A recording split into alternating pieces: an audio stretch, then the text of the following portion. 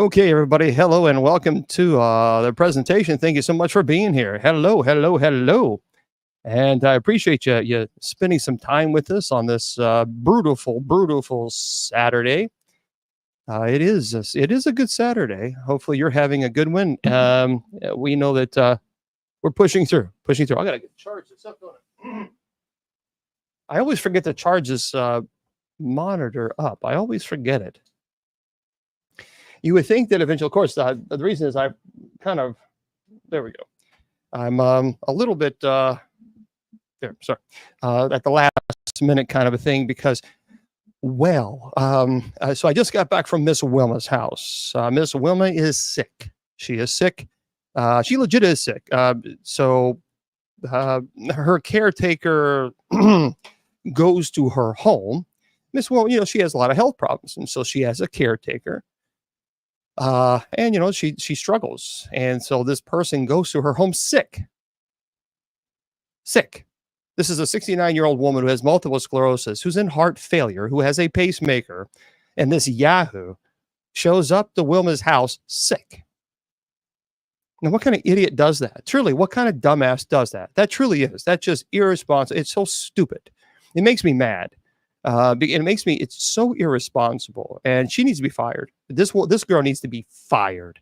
If I were her boss, I'd fire her on the spot, because you're dealing with someone's life here. This is a 69-year-old woman with very poor health, and if you don't have enough common sense to say, you know what, maybe I shouldn't be going to this woman's house sick, but that's the problem. I just don't think she cares.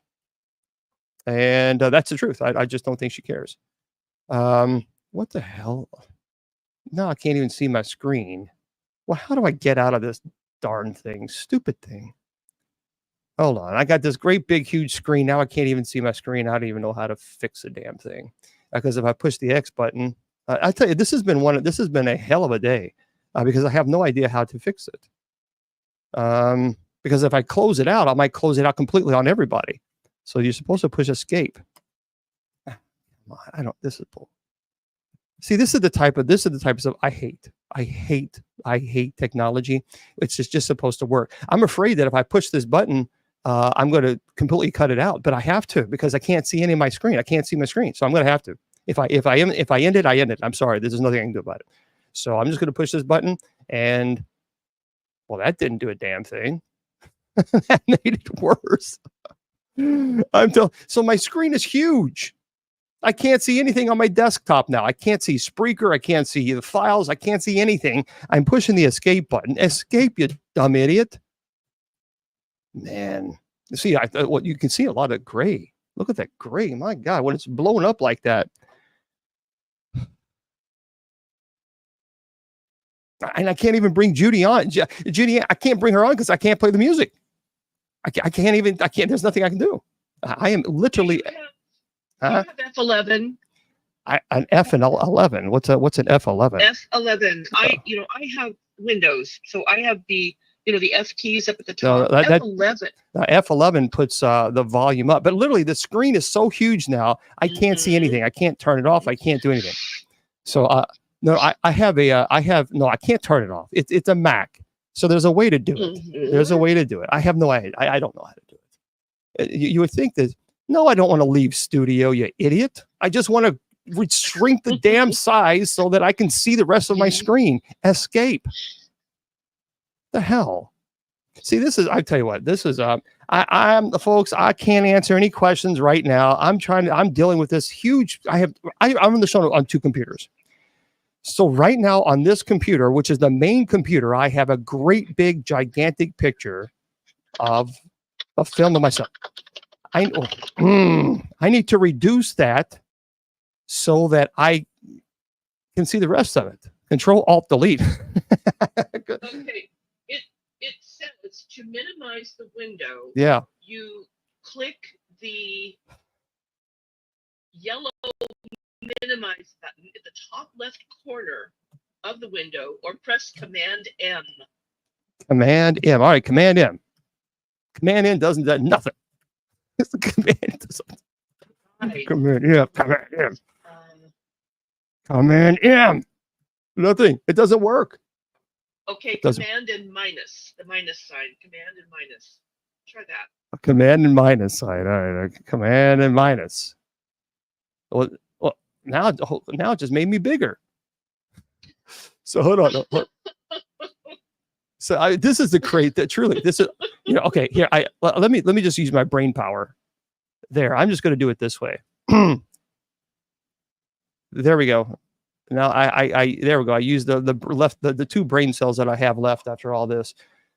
I couldn't see anything. I couldn't see the computer. Okay, now we have it running. Now we have it up and running. So there we go, everybody. And I just said, well, you know what? If it doesn't work, I push the button. I have no idea what button it worked, and you know what? It did, and that's all I care about. I mean, we might as well. Come on, we can bring her in too. Absolutely. What the heck? I mean, hell, the show's already gone down. And I'm very angry. I'm angry today. I'm going to tell you why I'm angry in a minute. You are. I'm very angry. Before we get into the angry part, let me just say this. Mm-hmm. If you want to go to my website because you're really bored and have nothing else better to do, because you need to watch something, read something to put you to sleep, go to bishopjameslong.com. There you go, bishopjameslong.com. And there you go. That's the website if you're really, really, truly bored. Now, if you want to go to the church's website, just go to usocc.org, usocc.org. That is the church's website. But, sometimes I do feel old. I do. There are people that they're able to do these notes thing on Mac where they write their notes down and they're able to grab it and then show it on a live by opening their hand. And you can see the notes. It's like, what the heck? I am so far behind on technology. I'm in my 50s. I am so far behind because there was somebody I was watching their lives and they had this notes. And they did something. I don't know what they did, something on the notes, and they were able to grab it and then post it and say, hey, look, everybody. I'm like, well, wow. Now we got David Copperfield up here. So I kind of feel like I am getting old. And see, that's kind of sad. I am a Generation Xer. It's one thing knowing that you're old, but it's another thing being reminded that you're old. See, folks, let me just give you a little heads up. So I decided to go to the post office, and sometimes, I really do. A lot of people, sometimes people will send me letters or how you doing, just checking up on you, or just basic stuff like that. And I appreciate that. I really appreciate that. But as this Generation Xer, as this old person went to the post office, and I'm like, oh, I'm tired. My back's hurting. My neck's hurting, blah, blah, blah. And I'm sure it's like, okay, James, come on. We got to go walking. Let's go. We got to get walking. And I'm getting motivated. So I'm getting motivated today, folks. I got my walking gear on. I've got my headsets. I'm ready to go. I'm ready to, get going. Even my body is hurting. But I'm like, I don't care. I'm getting my walking in, period. So I open the P.O. box. Guess what I got? Boys and girls, for those of you who don't know, little mints. I love mints. I do. I love mints. There's nothing wrong with mints. Mints are good. I like to have, my breath smelling nice and cologne. And, it's very important. Hygiene is important. But let me just show you, friends, what I received. Now, for those of you, I have no idea. There's some button I'm supposed to push in order to do the mirror thing. Oh, here we go. Mirror your video. Oh, there we go. There we go. Look at that. Extra strong, by the way. I'll show you guys in just a second. There you go. So this is what I got. The people are laughing. No.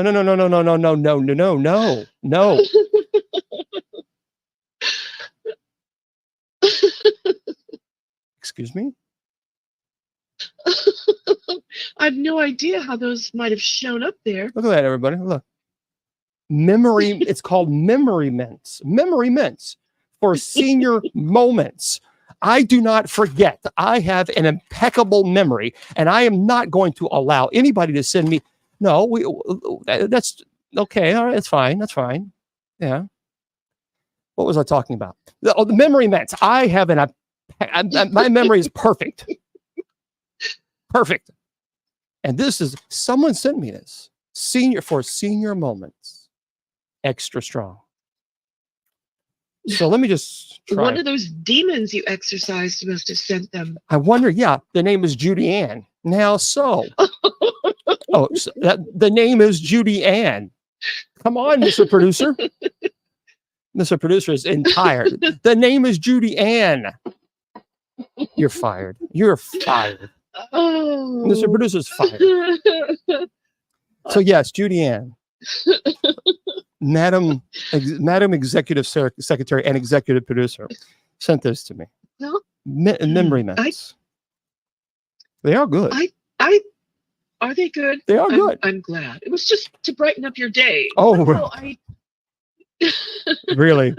They're brighten up my day. So it's to brighten up my day. So I'm getting ready to go walking, and I'm already feeling the pain of being in my 50s. It's like, oh God, that hurts. That hurts. Oh, that's not supposed to hurt. Oh, and then I get memory mints for the elderly. And I'm thinking, well, isn't that just special? I mean, that's exactly right, Mr. Producer. That's exactly what happened. That's just, I was on the high.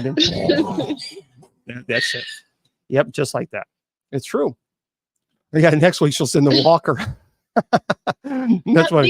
At least I didn't send you the Sasquatch underwear. Well, Sasquatch underwear sounds pretty cool because I love Bigfoot. So I'm all about Sasquatch. Okay. Well, you never know what's going to show up in your mailbox. You just don't. And you know what? And you'll probably get size 5X. I mean, so it's like, thanks, appreciate it. Appreciate it. Well, but you could use them as pajamas, or 5X. 5X. I could wear it. Okay, I could wear it for a blanket.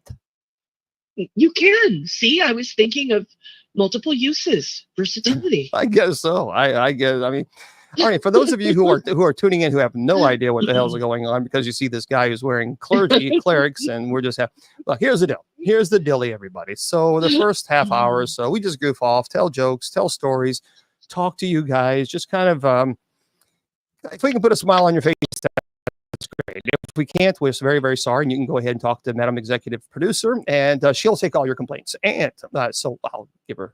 They're good. They're actually, yeah, and they're extra strong. So I don't know if I should be insulted because they're memory mints for seeing extra strong. Are you telling me that my breath stinks? Are you telling me that I need extra strong memory mints? It was, I like what Freddie says here from Illinois. He says, I love these strange conversations. God bless everyone. You never know what we're going to, we don't even know sometimes what we're going to talk about. So we just got to go with it. Whatever happens, and the boat is taken off. And if it sinks, it sinks. If it floats, it floats. We go. But yeah, it is cray cray. It is cray cray. But no, they are nice. They are pretty cool, and I do appreciate them. And they're actually very good. They're very tasty. So get yours today. Minty Mints for senior moments. It was between that and the old. There's another one I can't say it on the air. So it's a children's show. It's a family friendly show. Yeah. Now, folks, if you have seen this have you ever seen these advertisees? Boom Boom. Have you ever seen those advertised? These. It was on Shark Tank. They're called Boom Boom. Remember, they're basically nasal sticks. They're nasal sticks. Here's the dilly, yo. See, I'm old enough to know that this, quite honestly, with all due respect, and I'm not trying to be nasty, I'm not trying to be mean, I'm not trying to blah blah blah. But to be honest with you, yeah, they're good. They're good. It does work. I do like it. But with all due respect, this is not, in my humble opinion, as a user, because I picked up because I wanted to see what you guys thought about them. Vicks came out with nasal sticks many years ago.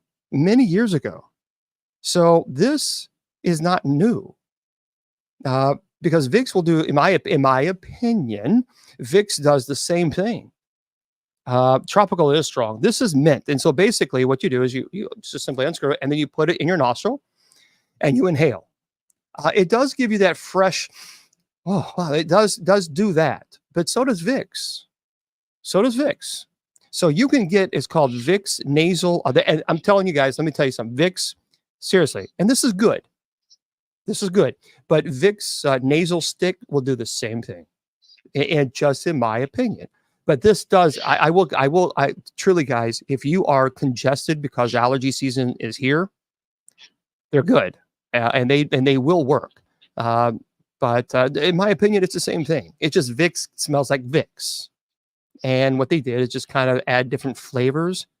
But, you know, it's, and it does make you, it does clear up your nasal passages. So do they work? Yes. Are they similar to Vicks?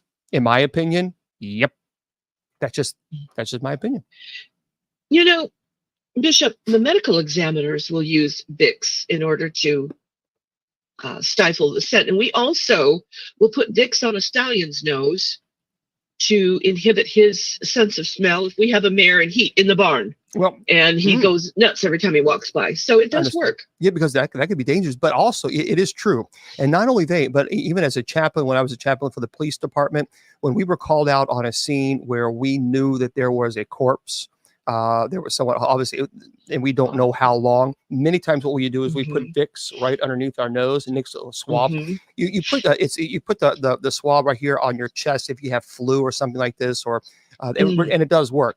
But honestly, when you go in, if you're a chaplain and you do go to those scenes, you must, especially if it's been a while, you must put Vicks right underneath your nostrils. Wow. I mean, almost inside your nostrils, because if you don't, and not to get, but that's the truth. You can't ever get that smell out, and it's horrible. It's terrible. That's terrible. So we have, it is terrible. I have heard, Tammy, I have heard of that put on the bottom of the feet. I have heard of that. All right, so yeah, so there we go.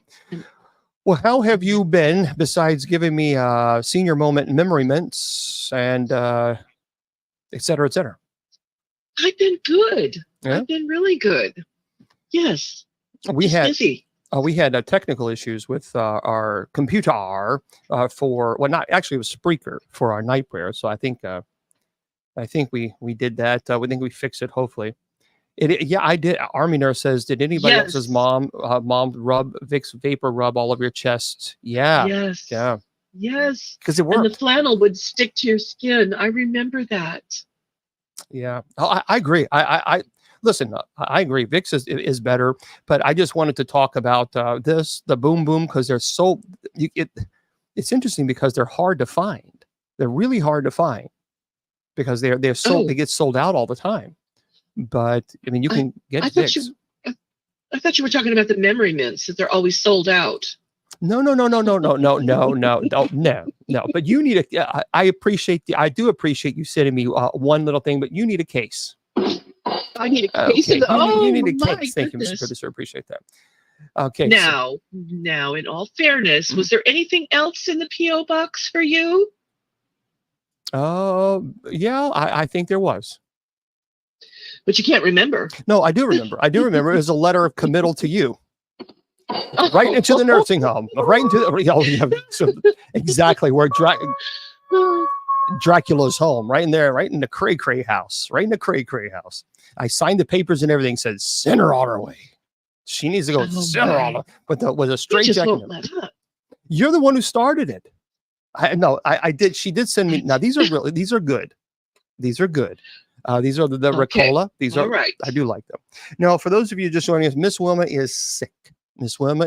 She's not here today because her care worker who comes during the day decided that she wants to get sick and bring in that sickness to a 69-year-old woman with heart failure and multiple sclerosis. What an idiot. Truly, what an idiot. So irresponsible. If you're sick, stay away, especially from a woman who's 69 years old. So I went over to Wilma's house because she wasn't answering the phone. And I went in and I said, Wilma, what's going on? Where are you? She was in bed. She was really, really sick. And so, yeah, who knows? I mean, it's obviously contagious. Hope to God I don't get it. If I do, well, you know what happens. Or care worker gave both Wilma and me say, I just don't, no. Because, I think it's COVID. That's what I think it is. Oh, I hope not. I believe it is COVID. Mm. Yeah. So that's what I'm saying. Why would you do that? Why would a care worker who is supposed to be there to take care of a 16, why would she go there sick? It is so irresponsible. That is a dereliction of duty. It is. Absolutely. It is. Yeah. And she's sick. She's I went in, she is definitely running a fever. So she may have to call the hospital because, when you run a high fever and you have multiple sclerosis, you're in heart failure. That's something not to play around with her. You don't play around with that. That's serious. So, well, yeah, it's been 2 days. Yeah, it's been 2 days. Cause, yeah, it was, she was sick Thursday and she also was sick Friday. So yeah. So definitely keep her in our thoughts and prayers. I agree. It makes me so mad that someone would do that. So mad. Yeah, but, well, Indeed. well, welcome everybody. Welcome. So I appreciate you guys being here. Again, we're just for a little while. We're just going to have a conversation, just chill, and then I'll go into your demonology and your paranormal questions, and we'll have a good time. We're looking forward to that, Miss Wilma. Just wanted to let everybody know, have a good time and laugh, and just keep her in your thoughts and prayers. I have a lot of. First of all, do you have any jokes that you want to tell, or if not, then we can go right in to. We can just go right into, we can wing it tonight since Miss Wilma isn't here to tell her funny jokes. Yeah, isn't that terrible? It's like, boo, Miss Wilma, No, boo. I feel so bad. I mean, I have jokes, but I thought maybe we could. First of all, I wanted to commend you on your presentation last night about the origins of All Hallows. That was really fun. Oh, did you like that? I really did. Yes, absolutely. See, I love doing things like that. For those of you who have no idea what I'm what she's talking about, Judy Ann, we had a presentation yesterday, and we did on Halloween and the history of Halloween, because that is so important, because a lot of people just want to immediately attack Halloween and say, oh, it's the work of the devil and blah, blah, blah, blah, blah. So I thought, you know what?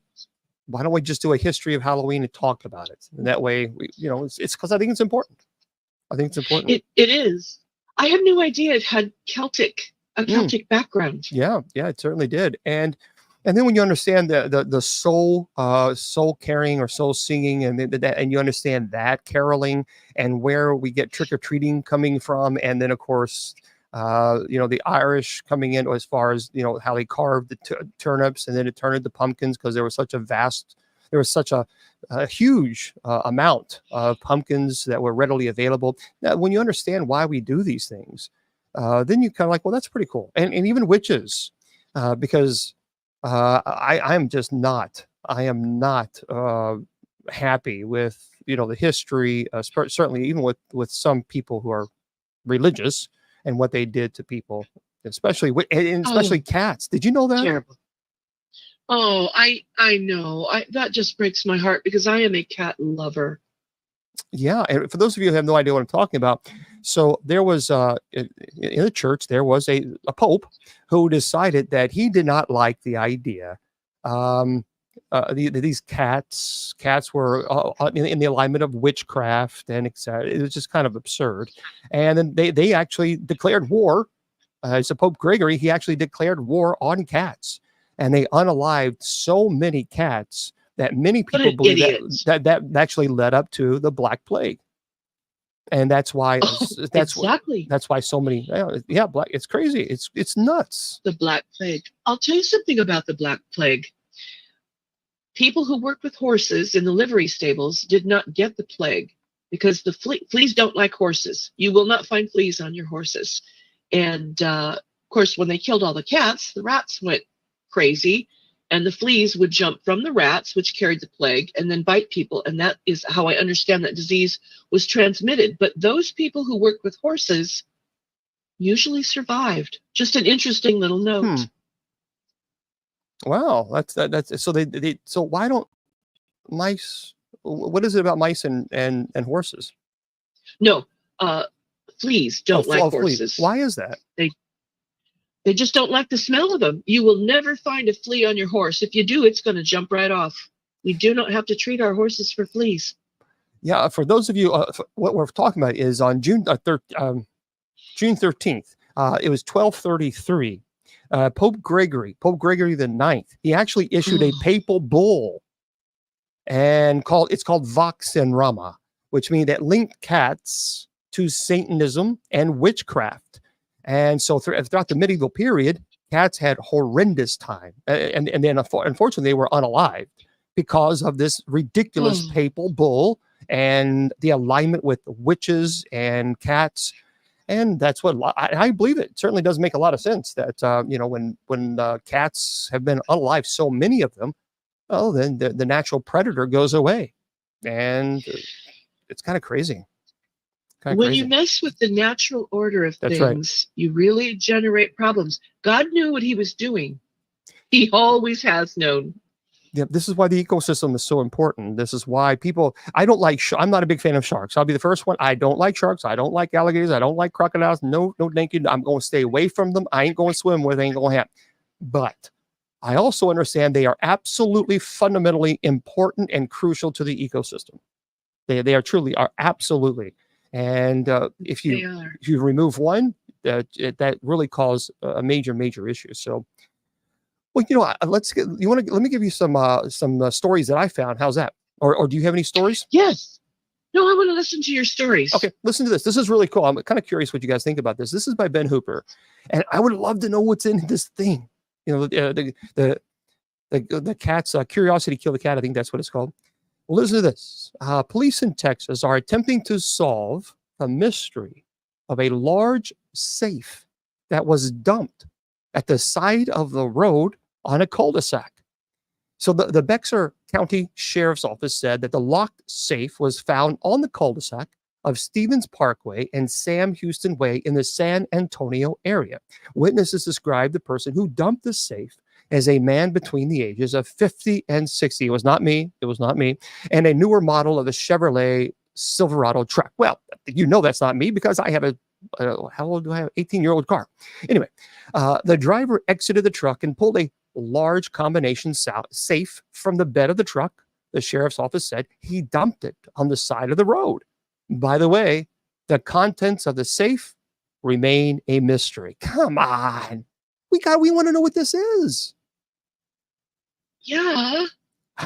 I looked, I could not find the contents of the safe. Let me see if I can find it. Contents of safe found in road in, where is it? That would be the good question. That would be in San Antonio. San Antonio is a beautiful area, by the way. It's a beautiful area. Okay. Abandoned safe area baffles. Yeah, just baffles. But they don't say it. It just tells you it's mysterious. They don't tell you anything about what's inside. I don't know. That's kind of, when you throw a safe out there, why? So, and everybody's been asking about what's been in it, but no one, they're not giving any answers. So be on the hiding. Be on the lookout for that, because I will tell you this: officials are searching for the driver who did this. So if they are searching, then what's going on there? I wonder what they found. It could be remains. You know what? I was actually thinking about that. It's like, oh, so, but they're just asking the public to gather for information. So on a safe abandoned neighborhood street Thursday morning, October 17th. While the investigation of the containers questions is very serious, the public response has been a little more lighthearted in what's in the box. So they just have not, they've not. So by the way, it just says, if anybody has any information, they are asking the police, the sheriff's office is asking you to contact them. That's okay. So is asking that anyone with information on the abandoned safe call a Bexar County investigator who they identified as Nino by calling 210-335-6071. And they did say the investigation into the abandoned safe is quite real and serious. Well, That tells me there's something very nefarious going on. Something is not. Let's see. It says here the investigation of the bandit is quite real and serious, but the Facebook has drummed up some rather. People are just talking, saying so. We don't know. So anyway, there's something going on, and the thing you would think is here's the deal. You would think that if it wasn't such a big deal, then why would the police say we want some more information? You know what I mean? They just say, well, Exactly. They're not going to waste time on it. right. So you would kind of think that they would probably already know, and that's probably saying, okay, we need to know what's going on. So that's crazy. Well, it's not. It's a SME. It's not a big safe, but it's yeah. This program has been brought to you by Senior Moments for Memory Mints for Senior Moments. Extra Strength by executive producer Judy Ann. Well, I remember exactly what I was talking about. Okay. They're actually good. They're actually good mints. They're actually good mints. Oh, good. Now I'm have. glad. Do you have any stories? I have plenty of stories. You want to keep talking about stories? What do you want to do? We're just I want you to keep. I only have one tiny little story, and that's it. All right. And then listen to this. You should. Now, I love pumpkins. I used to love carving. I used to love carving pumpkins, but it's so messy. It's so messy. I mean, it's messy. Now you just go to the store, like, yep, that's the image I want right there. I'm picking up and there it is. Well, this is by the Associated Press. This is great. I never knew these suckers grew this big. Listen, a pumpkin weighing 2,471 pounds wins California contest. Think about that. I had no idea. So a Minnesota horticulture teacher remained the reigning champion Monday of an annual pumpkin weighing contest in Northern California, where his massive gourds have won the top prize 4 years in a row. Travis Ginger of Anoka, Minnesota, beat his closest competitor by 6 pounds to clinch the victory at the 51st, I had no idea this was even a thing, 51st World Championship Pumpkin Weigh-Off in Half Moon, South Bay of San Francisco. His winning gourd came in at 2,471 pounds, falling short of the world record he set last year with a pumpkin weighing 2,749 pounds. Here's the deal. How do you grow something how do you grow a pumpkin that big? I don't know. How much did that thing weigh? What was the weight of the heaviest one? The heaviest one that he actually had last year was 2,749 pounds. So that outweighed my draft horse by about 500 pounds. See, that kind of blows my mind, even thinking that a horse, because horse is a 2,000-pound horse. That's a big animal. Mm-hmm. But yeah, but the one that he just put in today, or this year, it was 8 pounds shy. It was 2,471. Last year, his was 2,007. Oh, actually, not 8 pounds. I'm sorry, several. Anyway, no, I'm sorry. So he won this year with 2,471 pounds, but his world record that he made last year was 2,749 pounds. So a little less than 300. But man, that's crazy. How do you, it says here, said he has done this in the past. He focused on having healthy soil and well-fed plants, but that a cold fall with a record-breaking rain likely impacted his pumpkin's growth. Come on. Said we had really, really tough weather, and somehow, some way, I kept on working. Yeah, I had to work for this one, and we got it done at the end, but it wasn't by much. But seriously, this how. And then he said this, and how do you drive something that large to this contest? So he and his family drove this massive pumpkin for 35 hours to California. And he said the giant pumpkin's next stop will be Southern California, where a team of professional carvers will do a 3D carve on it at a Halloween event. So there you go, guys. If you want to look at it, it's a massive pumpkin. It's massive. Wow. So you can just say the Google, biggest pumpkin or pumpkin contest in Minnesota. But how do you, I mean, really, I get the soil. Okay, so you have good soil. But so do most people. Most farmers have good soil, but they don't have a 2,471 pound pumpkin. Well, thank you. So He's giving it steroids. something I cannot accept. I cannot accept. And maybe this is wrong, but I can't accept that this is just healthy soil and well-fed plants. So, okay, Lisa, okay, if anybody, I'm not a farmer. So I'm not a farmer. I'll be the first. So I do not have a green thumb. I don't. So Lisa B says good soil and compost. So are you guys really legitimately telling me that if you have good fertilizer and soil, that you can grow a pumpkin that weighs 2,471 pounds? Okay, Mr. Pickles the cat says I grew up on a farm. So if you know anything about farming, really? Yes, you can. Most of our soil is massively depleted these days. That's why a tomato, let's say this, an orange today, I just read this, an orange today has only about a third of the nutrients that it did, say, 60, 70 years ago, because our soils are so depleted. So she's absolutely right about the rich compost. But you also usually have to start these things indoors and give them a really good jump start. But yeah, it can be done. Wow. Okay, yeah. So everybody, no. Yes. Okay, folks. Here's the schedule. The only change that we have on our shows is Friday night. Friday night on our paranormal show, we start at 7 p.m. Eastern, which is 6 p.m. Central.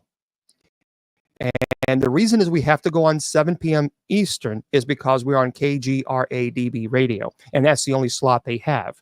Now, if a slot comes available, maybe in the future, then we'll go back. Maybe we'll go to 8. That way we'll keep everything at 8 o'clock.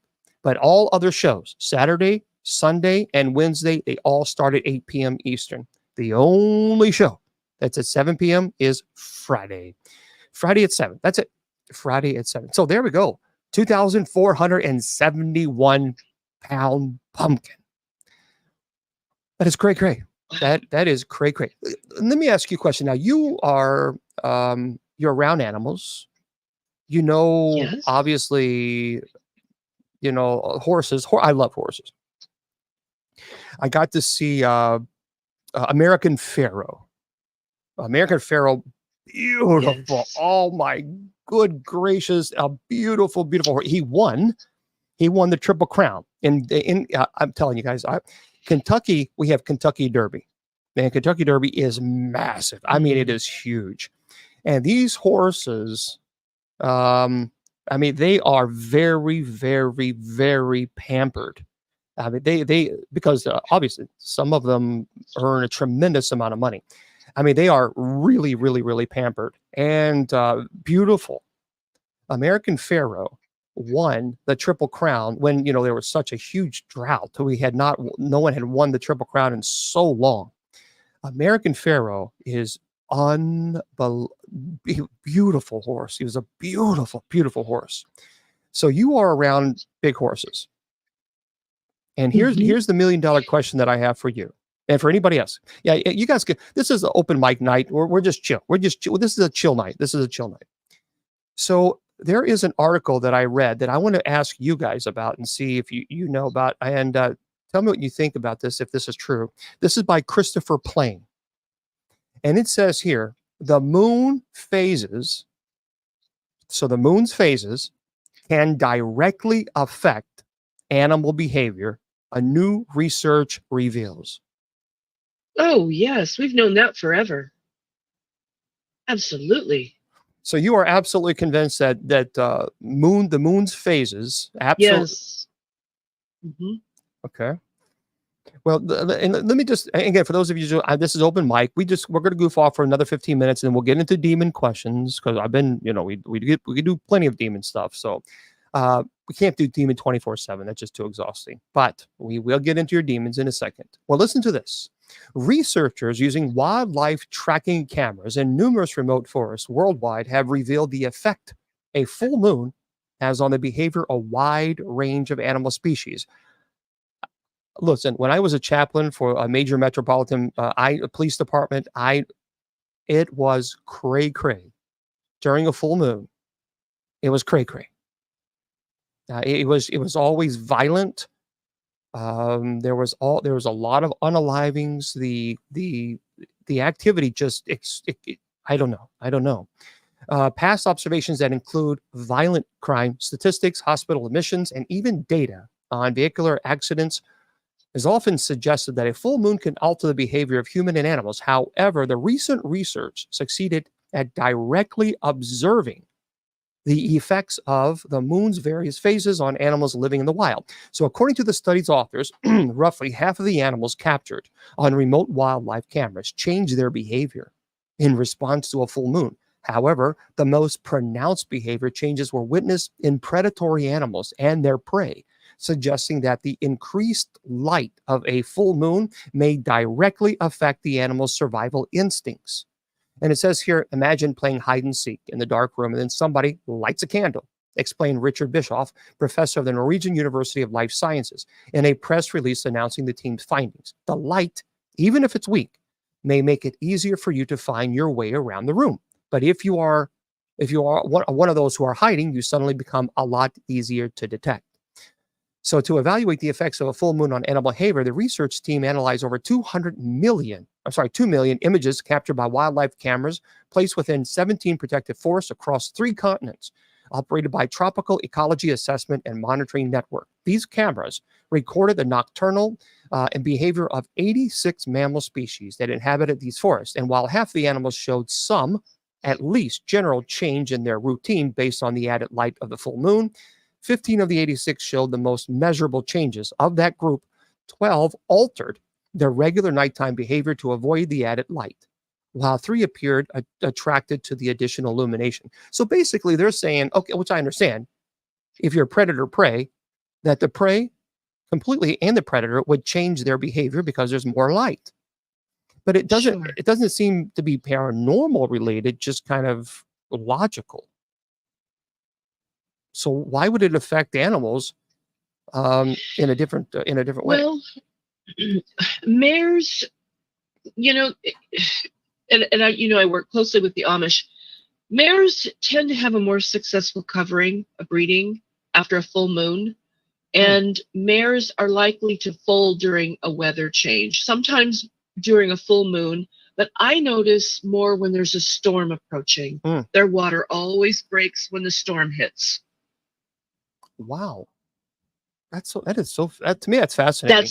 That's just my experience, though. I mean, there are people who could have other experiences, but I knew when the storm hit, the water was going to break, so I had a cot in the barn, and sure enough, it sounded like somebody pouring a 5-gallon bucket of water, and here came the baby. Whoa. Yeah, so Jenny Ferguson said low pressure, full moon, and new moon affect different cycles. Yeah, it's pretty fascinating. I think it's it is. All right. Oh, it is fascinating. Tell your story. What do you have? Well, this actually relates to you. I was really intrigued by this. I know that you had a special kinship with your grandmother, who is Cherokee, correct? Yes, she was Cherokee. Well, there is what they call the grandmother effect, because while your mother was developing in your grandmother's womb, you were already inside of your mother, because that baby girl already has all the eggs she's ever going to have. And so essentially, you were carried inside of your grandmother for a few months. Well, actually, it was my biological father. Your biological father. Okay. So that's on she was on my biological father's on your father side. On your father's side. Well, we'll just go with your maternal grandmother then. Okay. So I just find that so fascinating that for those of us who were so close with our grandmothers, as I was actually in her womb for several months as a tiny egg, but still I was there. That's pretty fascinating to think about. Yeah. Yeah, I was very close to my grandmother. She and my grandfather were both Cherokee. She belonged to there was a group called the Pocahontas Women's Club, and my grandfather belonged to the Red-Faced Men organization. I don't think they're Unfortunately, I don't think they're still around. But yeah, she was. I loved talking to her about her growing up as a child and talking to my granddad, and so it was really cool. They were neat people. Neat people. Beautiful cool. history. You have wonderful heritage, Bishop Long. Yeah, well, I appreciate it. Well, listen to this. Speaking of interesting, Ben Hooper writes about this, and you kind of wonder, how did this happen? But it's also problematic. I think it is. And it says, a wandering Arctic fox captured in Oregon or Oregon, depending on how you say it, and the origins are unclear. This is an Arctic fox. So animal rescuers in Oregon said a small white animal spotted earlier this month in Portland was safely captured and positively identified as an Arctic fox. The Bird Alliance of Oregon said the female Arctic fox was brought into the Wildlife Care Center, but officials still do not know how she ended up in the Portland area. Arctic foxes, quote, Arctic foxes don't naturally occur in Oregon, so the species is considered an exotic animal here. And rescuers wrote on social media, its native habitat is in the far north in places like Greenland and northern Russia, Canada, Alaska. And rescuers said the fox behavior is consistent with a life in captivity. So, quote, the fox doesn't show a species appropriate fear response to people, was naturally approaching humans when rescued. The Post said, we believe the fox either accidentally escaped from captivity or I don't understand. Anybody who does this should be shamed, or intentionally dumped by the people who illegally held her. The animal is said to be healthy, aside from being dehydrated and just a little thin. Says we're keeping her fed, hydrated, and providing enrichment while the Oregon Department of Fish and Wildlife determines next steps. That is so. See, people do this. What they do is many times they will take an animal, maybe an animal that they no longer want, and they will take the animal to a apartment complex and just dump the animal. This happens more often than you know. And it really is so frustrating that people would do this. Even with this any animal. People will get this wild animal thinking how cool it is to have as a pet, realize it'll never be domestic. It starts tearing things up, and then they turn it loose. Yeah. It's really sad. It's the same thing happens with alligators, or little, they get these little small alligators, like, oh, isn't that cute, until it starts growing up, or chimpanzees. At first, they're really cute and they're wonderful, and and then they get a little older, and then that's it. They can no longer control them. Yes, and it's sad. It is so sad. Okay, anything else you want to add before we? I was just going to say, it's probably time for me to hop off of here. What a fun show. I miss Miss Wilma, but we made it, and you take a couple more of your senior mints. Oh, yeah. And I'm sure you'll get through the rest of the show. Absolutely. I'm confident. My memory is coming back as we speak right now. So we appreciate that. Okay. Well, I'm going to jump off here and go back to moderating, and I'll join you again tomorrow night for Bible study. You bet. Thanks for joining us. You betcha. Bye-bye. Bye-bye. Okay. So there we go, everybody. That was Judy. And normally, like I said, we have her and Miss Wilma on with us. Miss Wilma is sickly. She is sickly. So Miss Wilma can't join us right now, and then that's okay. And we certainly keep Miss Wilma in our thoughts and prayers. She's just not doing well at all, by gosh. But yeah, she was really sick. She was really sick. Okay. All right. Yeah, we're gonna have to. So anyway, tomorrow I'm not leaving yet. So tomorrow we're going to be here at 8 p.m. Eastern Standard Time for our Bible study. Bible studies at 8, and hopefully you can join us. So if you have any questions, you're more than welcome to jump in. I do have some articles that I want to share with you guys that we couldn't get to on Friday's show due to time restraints. So let's get into them now. How's that? So if you have questions, feel free to jump in there. And you felt dizzy. Well, hopefully you're doing. Make sure, Nicole, if you're feeling dizzy, water. This is so important. Hydration is crucial. Hydration is this really is a lack of water or hydration. I'm telling you guys, this it'll make you dizzy. It'll mess everything up in your system. So drink.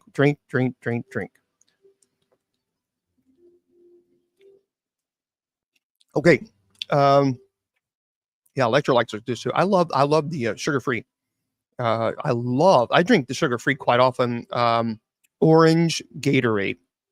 So I drink that quite a bit. You have two questions. All right, Marty Harpo, what are your two questions? And yeah, that's right. Thank you, Stormy. And please don't forget to like. Um, so well, we can call upon Saint Raphael, Katie. We actually pray for the intercession of Saint Raphael every night during night prayer. So went to the in-laws, a wall cabinet, 3 mirrors in it, turning around, and they were open. Okay. So I was like, wow, Marty, I don't know if we want to talk about that. So Marty says, though, I went to the toilet in my in-laws. There's a joke there. A wall, a wall cabinet, 3 mirrors in it, and when turning around, they were open.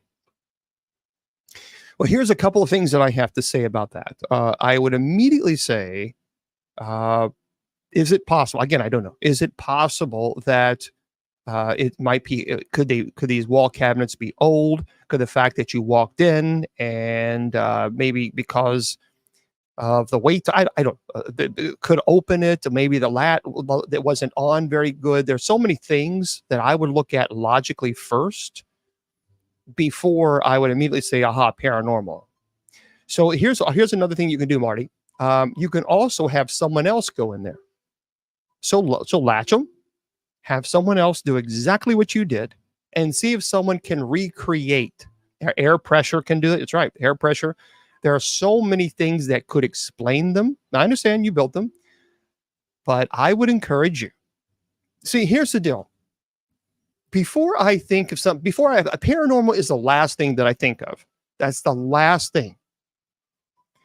For me, I have to exhaust every logical explanation first. Every logical explanation. And then when I can no longer logically explain it, then I say, I wonder if there's something paranormal going on here. So that's what I always do. And that's what any case, it doesn't matter if it's demonic or it doesn't matter if it is someone think that they have a ghost there that's not violent. I always try to debunk. Always. Oh, I'm very sorry, Marty. Pray for the soul. So that's what I think. I don't immediately jump into paranormal. Now, could it be? Sure. It could be. But it also could be something that can be explained logically. So what I would do for you, if I were you, if you're really legitimately, or if you want to know the answer, then I would see if I would recreate the same situation with however the door was, if it was open, if it was closed, did you walk in, did you close the door, did you slam the door, and whatever it might be, look at it logically first and have someone else recreate that. And if in fact you can recreate it and it happens again, then you know you have your answer. So that's what I would do. Because obviously you're asking, do I think it's paranormal? I don't know. But that's what I would do. Paranormal is the last thing that I think of, because you're going to have other activity occur. Because you say it's a very heavy wall cabinet. Well, that's concerning to me, because if it is paranormal, that takes a tremendous amount of energy to move these cabinets. If they are so strong and if they are heavy, that's a lot of energy. So that's, but I always look at the logical side first, always, no matter what.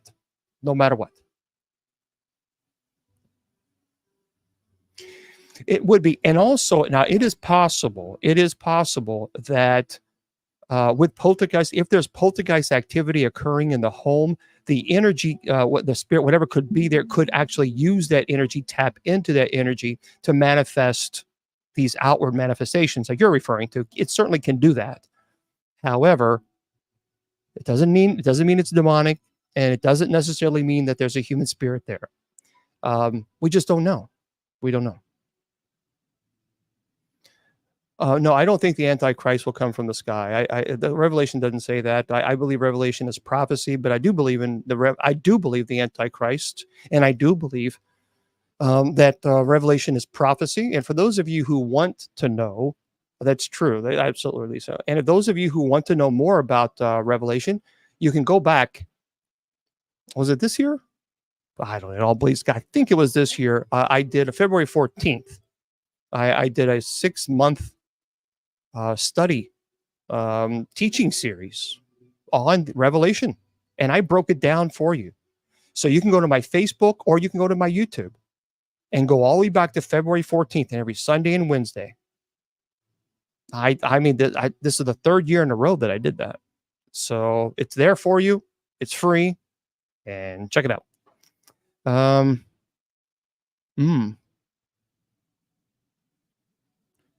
people have not all alive anymore. He is the only one. Okay. Made it to 32. Yeah, Sage. I have no issues with Sage. None. Michael, I honestly, it takes me a day or two, maybe a couple days to get to you. You have to remember, my day starts at 4 a.m. My day ends at 11 p.m. Eastern. So tomorrow's Sunday. I have to get up at 6 a.m. And then I'll probably go until about 5. And then I got to come home and get prepared for Bible study. So you please understand, this ministry that I do, it obviously I do it when I'm able to get there. But and I do this because I wanted to, I'm not being arrogant. I'm just showing you. There you go. 19,084 emails. And that's in my ministry email. So I do the best I can. And it takes, if you send a message yesterday, there are people that have waited 3 or 4 days and even longer. I can't, I do the best I can. So I promise you, no problem. I just want you to know that I'm not ignoring you. It's just, because I do this ministry for free, I'm slammed with requests to help for free. And that's why it's just a little overwhelming. So, but anyway, we push through. So I'll try.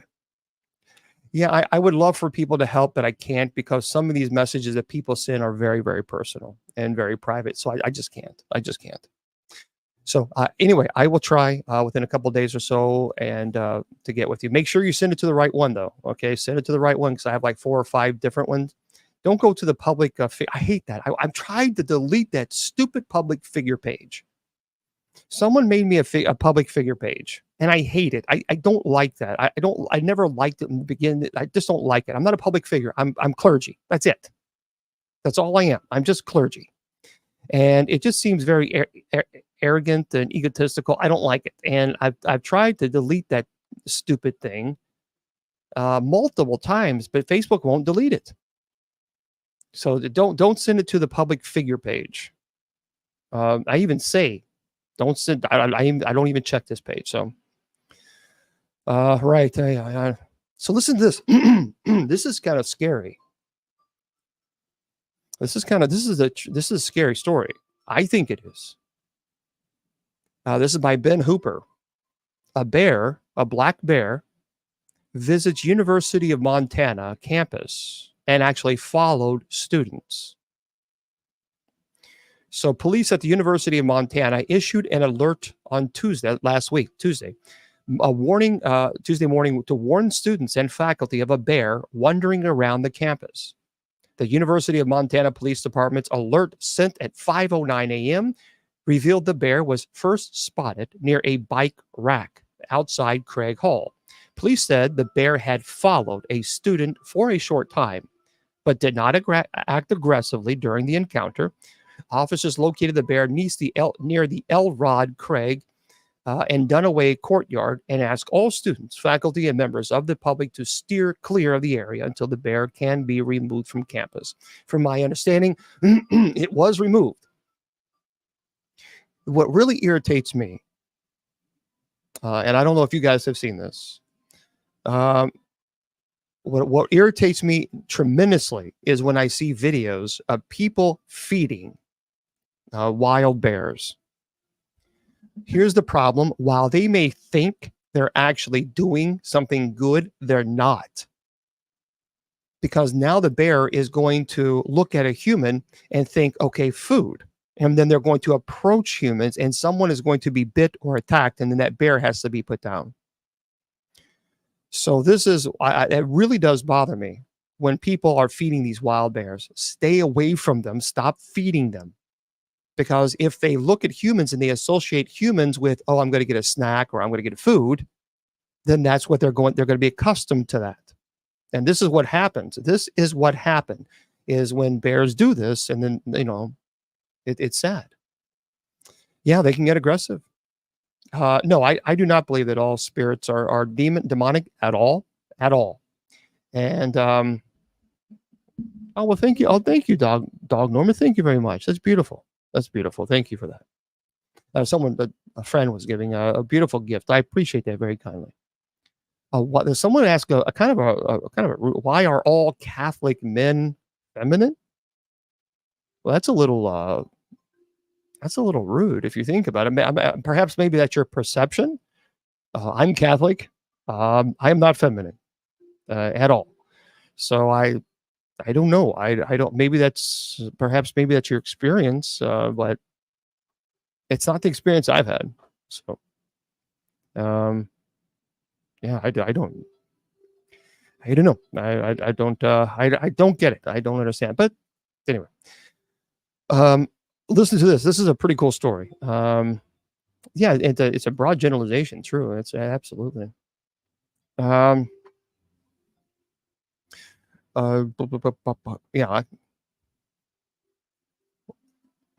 I don't know why maybe that's their perception. And, yeah. Okay. So let's go. I want to do this real quick and then I'll get to someone who's asking a question. Robert, John 17:21. Yeah, we'll get into just a second. But hang tight. So a Missouri man, Ben Hooper writes this, a Missouri man gets called into work and wins a $1 million prize.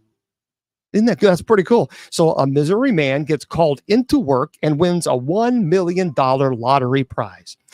So a Missouri man said getting called into work on his day off ended up being a lucky turn of events when he scored a $1 million lottery prize. The Perry County man told Missouri lottery officials he headed to work but needed gas. So he stopped on the way at Casey's Inn in Perryville. Says they called me in because they needed some help. So he says, and I had to stop and put gas in the car. So I picked up one of those tickets. The man selected the 500 times ticket and scratched it off at his desk later in the day, revealing a $1 million prize. The player ended up calling his wife to come in and verify what he was seeing. And once I saw it, I was like, wait a minute. His wife recalled. The player said he was equally shocked. He said, I couldn't believe it until I got to the lottery office. I wasn't even sure it was real. Well, there you go. So you get called in on your day off. Well, that's pretty nice. That's pretty cool, huh? All right. Yeah, pretty interesting. Okay. So someone is asking John 17 verse 20. What was it?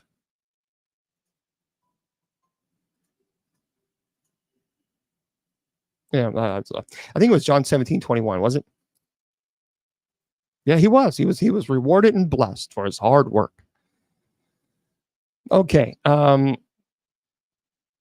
yeah, let me just pull this up here and verse 21 and find out what it is that hello there, Mike from Ireland. Oh, Robert, okay. Oh, you're very welcome, Craig, and I appreciate you being here. Is John still alive? John who? No,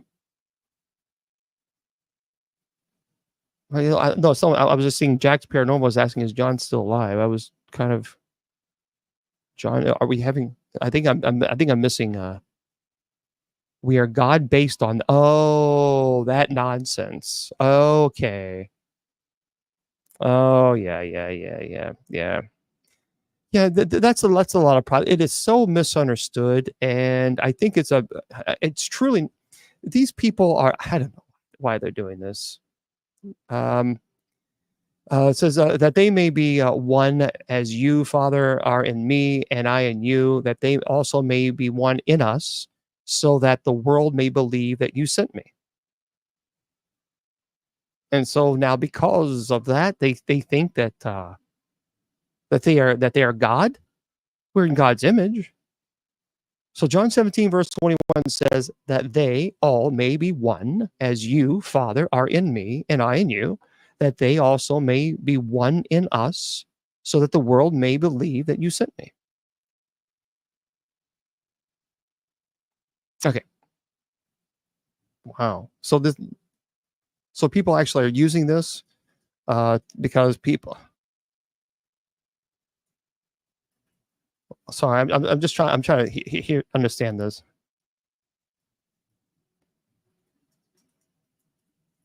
Oh, for heaven's sakes. Anyway, there's this nonsense. These people going around who have, their degree from a Cracker Jack box, basically are saying that now all of a sudden that this John 17 verse 21 that guarantees that we are all gods. See, this is the problem. This is the problem with people who are going online teaching theology and then confusing people. And this is an issue, isn't it?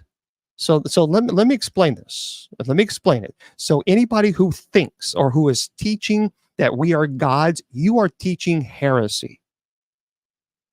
Plain and simple. You're teaching heresy. And if you're doing that, you better knock it off. Because if we are gods, then we ultimately need no God to pray to. We are not God. So here's the deal. So let me explain this. This is so stupid. These people, thank you for letting me know that. Okay. Yeah, that's right. That's how you get demons. Amen to that. So listen to this. So John 17, verse 21. It's a verse obviously from the Bible, but it's specifically from the Gospel of John. It's in the New Testament. So the verse for people who are teaching, who don't know theology and who are teaching this stuff, well, they're not teaching, they're destroying it. It's a part of a prayer that Jesus offers. It's referred to the high priestly prayer. So the verse, as I just mentioned, it says that they all may be one, as you, Father, are in me and I in you, that they also may be one in us, that the world may believe that you sent me. Anybody who tells you that means that we are gods, they have no theology training whatsoever, none at all. Here's why. In this verse, Jesus is praying for unity among his followers. He expresses the desire that they may be united in a similar way to the unity between him and the Father. So it's a profound statement about spirituality or spiritual unity. It is important to interpret it in the context so that it is properly understood. So let me explain. And here's why the passage doesn't mean that believers are God. Stupid. Context of unity is first. Jesus is speaking about spiritual and rational unity among believers. Just as he and the Father are one in purpose, love, and mission, he desires his followers to be united in their love for each other and their mission in the world, and also distinct persons. The prayer acknowledges distinct persons within the Trinity, Father, Son, Holy Spirit, but highlights their perfect unity. Believers are invited into this rational unity with God, but not into the divine essence that makes God God. It also talks about biblical theme. So the Bible consistently distinguishes between creator and creation. And while believers are granted a profound relationship with God through Christ, that does not equate us to the divine nature of God. So humans remain creatures, created. We are not turned into gods. Furthermore, it talks about the purpose of unity. So the unity that Jesus prays for is meant to serve a purpose, that the world may believe that you sent me. This unity among believers serves as a testament to the truth of Jesus's message. Has nothing to do at all about saying that we are gods. The analogy used by Jesus might resemble like a family or a team where members are united in purpose and love. So this speaks of to relational and spiritual unity between believers and God, and calling a relationship, and really it highlights a profound calling and relationship founded on love and the shared mission. But it does not mean that we are gods at all. So anybody who tells you that has no training in theology, and they shouldn't be teaching it. They shouldn't be teaching it. It's heretical. Don't listen to people who are teaching that. So anyway, sorry. I'm not sorry. It's heretical. It's heretical. This has been going around for a while. This is not the first time these people present this nonsense, Yeah. Anyway, don't believe that nonsense.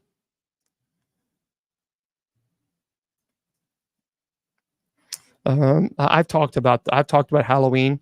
Actually, I gave a 2-hour presentation on it. Yes, well, not 2 hour, about an hour and a half presentation on it yesterday. So I don't see any issue with Halloween. I mean, people get, I think, a little bit too extreme. Just too much with this. If people don't want to celebrate it, then don't celebrate it. But I think people get a bit too much with it. So I celebrated Halloween as a kid, and I'm an exorcist. I don't worship the devil.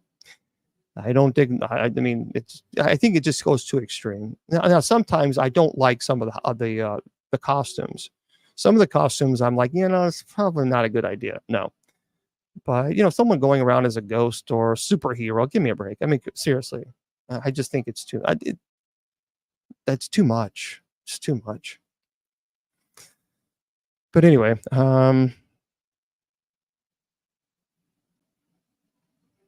I think unaliving anybody because you claim they are witches is an abomination, and it should have never happened. We talked about that actually yesterday too. That to me is just disgusting how that happened. It should have never happened, ever. So, but it did. So that's what we talked about.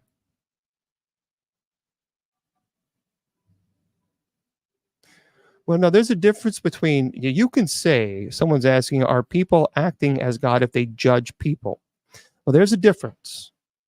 Here's what I mean by that. What we cannot do, what you and I cannot do, we cannot say that person is going to hell. That's what we can't do. Because you don't have the authority to do that. Neither do I, because I'm not the judge. Neither are you. So we cannot say that person is going to hell. Once you do that, you tell God to get out of the way and you're going to do his job. So that's an issue. But what you can say is if they commit an evil act, the act is evil. Well, certainly, absolutely. And you should. So if someone commits an evil act, well, that's an evil act. But you're not judging the person, you're judging the act. And there's a big difference between that. So there's a big difference. So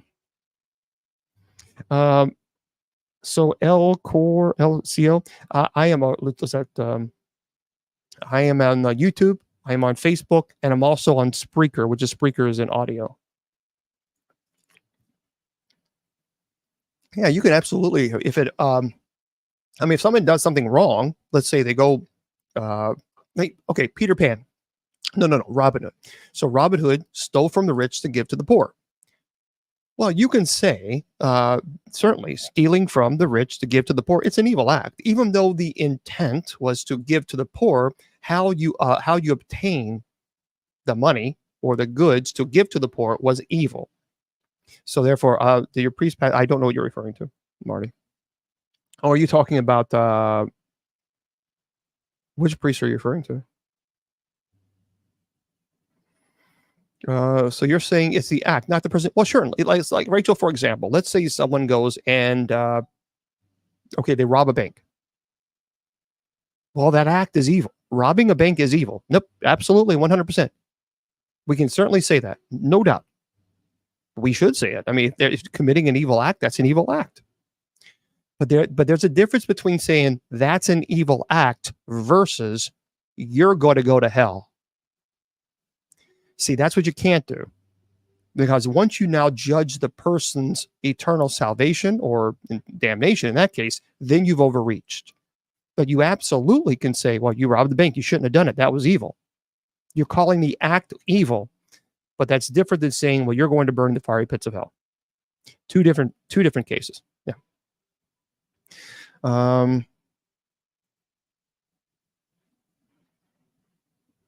Are you talking about you'll have to, I don't know.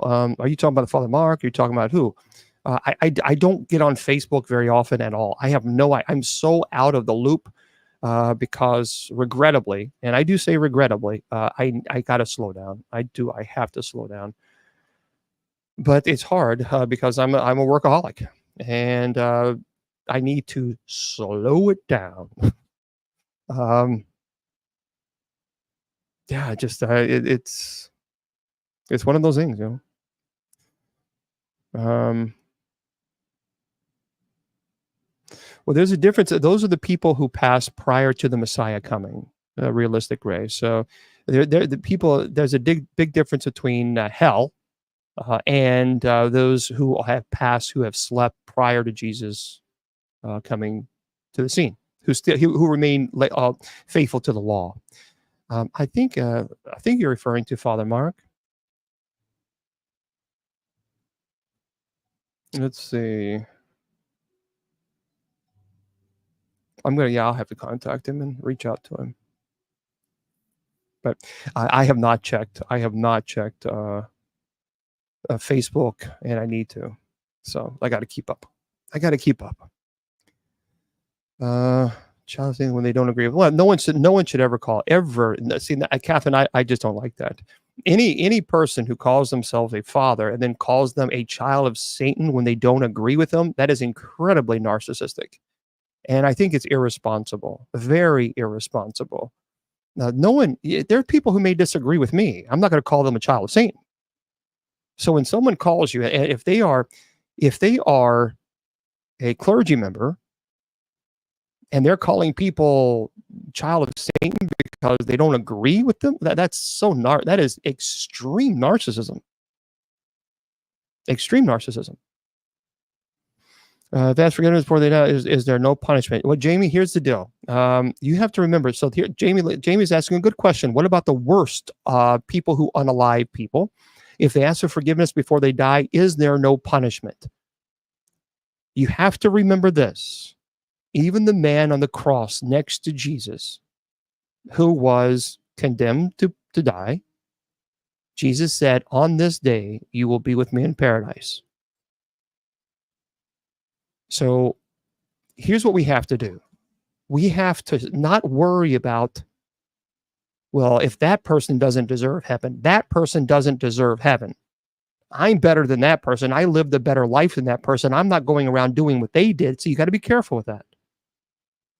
And the reason is I say you have to be careful because once you start doing that, then you determine who is and who is not going to heaven. I don't worry about that because that's not my responsibility to worry about that at all. I can't because it's not my job. So people who have done some terrible things, listen, I get it.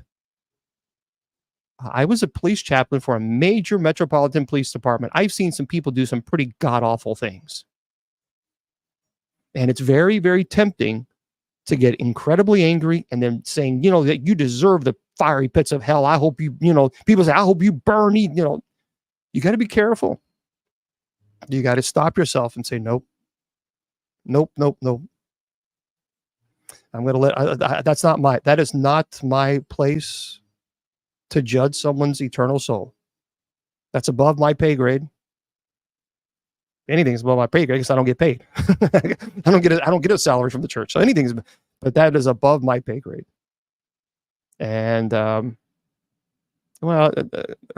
see, now listen to old Mick. If you want to come in and if you want to be respectful, we can have a conversation. But what we don't do here is we don't disrespect each other. So that's the thing. I don't have a problem. I'm not avoiding questions. I have two computers running here. And I have here, And I have people asking me questions on Messenger. I have Spreaker. I have Facebook. I have YouTube. I have Twitter. I have Twitch. I have Instagram. I have Rumble.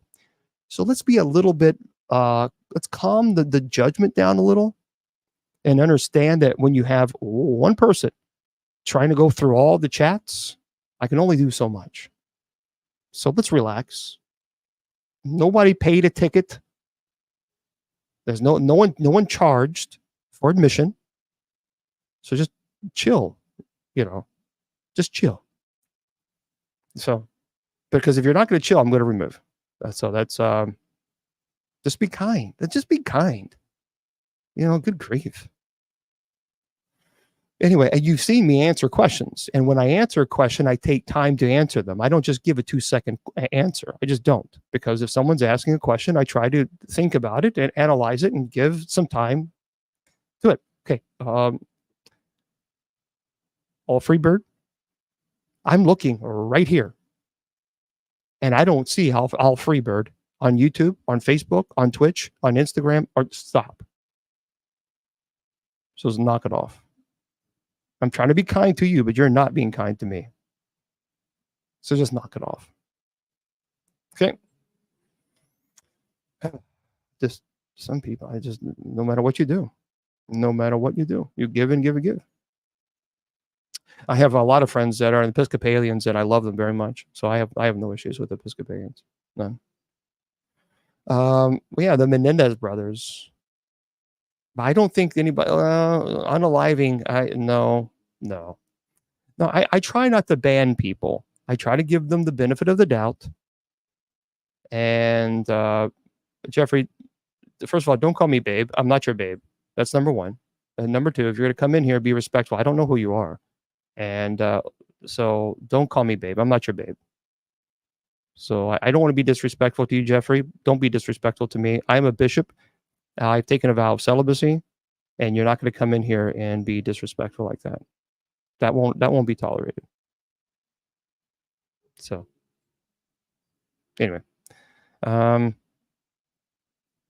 okay. Well, there we go. Now, all right. If we want to be involved in the sacraments and grow in the OCC, where do we go? It just depends, because I don't know where you're located, and you have to do some research on, are there any old Catholic churches in your area? It's difficult to find parishes, to be honest with you, in your area, because we don't get paid as clergy. So we have to open up a parish with our own money, and you just have to be careful with that. So it's difficult. Florida. Well, there are actually, do some research, do some Google research. I believe I know there are. Google old Catholic churches in Florida. But you have to do your own research, because there are some old Catholics that are very conservative. There are some that are very liberal. It just depends. It depends on, I don't know where your theology is. So that's what you have to you have to do some research on it and find. But I do know that there are some old Catholic churches in Louisville. I'm sorry, in Florida. I do know that. And we have some also online. That's why we have such a. No, I agree. All Freebird. I love the theology as well. But keep in mind that there's a difference when you're talking about the old Catholic Church. So, folks, I'm answering a question, so I can't answer more questions when I'm answering one. So, when there are old Catholic churches, some are really conservative, where they will not ordain women. Some are open-minded, where they will ordain women. Some require their clergy to be celibate. Some do not. So that's the thing. You have to. There's a difference between that. Well, what the Roman Catholic Church in 1890s, there was a split in the church in Utrecht in the Netherlands because of quite honestly, the Pope declared himself infallible, because the church was given complete autonomy by Pope Leo XIII, because the Pope couldn't go back and forth and back and forth. So they had complete autonomy. And they became a wealthy church because it was the people's money. The people built the church. It was the people. I mean, they received nothing from Rome except for complete autonomy. Well, Rome had some issues with finances, and they went to the Church of Netherlands and say, okay, now we want your property and we want your money. And the Church of Netherlands said, no, we have complete autonomy from Pope Leo the 13th. And this is the people's money. This is the community. The community built the church. And Rome called them heretics. And then the Pope declared himself infallible. So it means you couldn't question on any type of, well, on in certain doctrines that he made certainly infallible. And the church in Utah said, no, you're overreaching.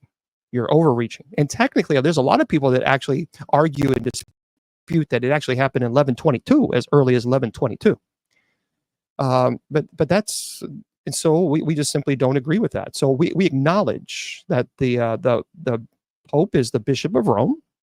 The Roman Catholic Church, for anybody who's going to come out, well, you're not valid, or you obviously have no idea what the catechism. You don't study the Roman Catechism. You never studied the Roman Catechism. You don't understand. Anyway, the Roman Catechism makes it very clear that old Catholics, as long as it says in Dominus Jesus, that was written by Pope Benedict and Saint Pope John Paul, and it says any church that has apostolic succession is considered validly Catholic.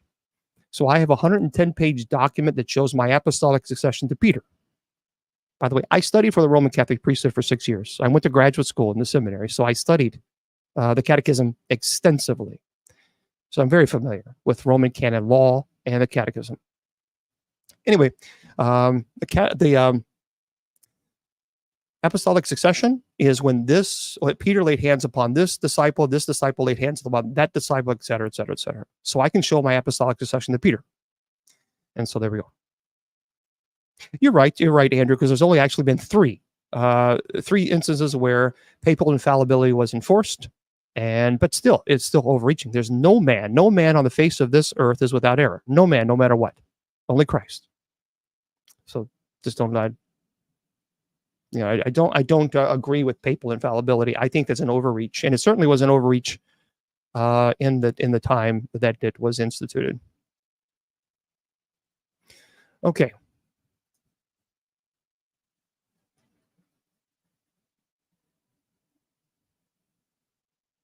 Anyway.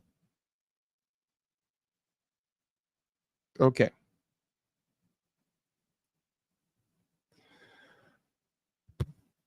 Yeah, I mean, the paper has been used. Actually, we see it. We see it in 1854. In 1854, Pius IX defined the Immaculate Conception, and of course, we're talking about ex cathedra. And in 1950, when Pius X defined the Assumption of Mary, which, by the way, I agree with. But there are even old Catholics who may disagree with the Assumption of Mary.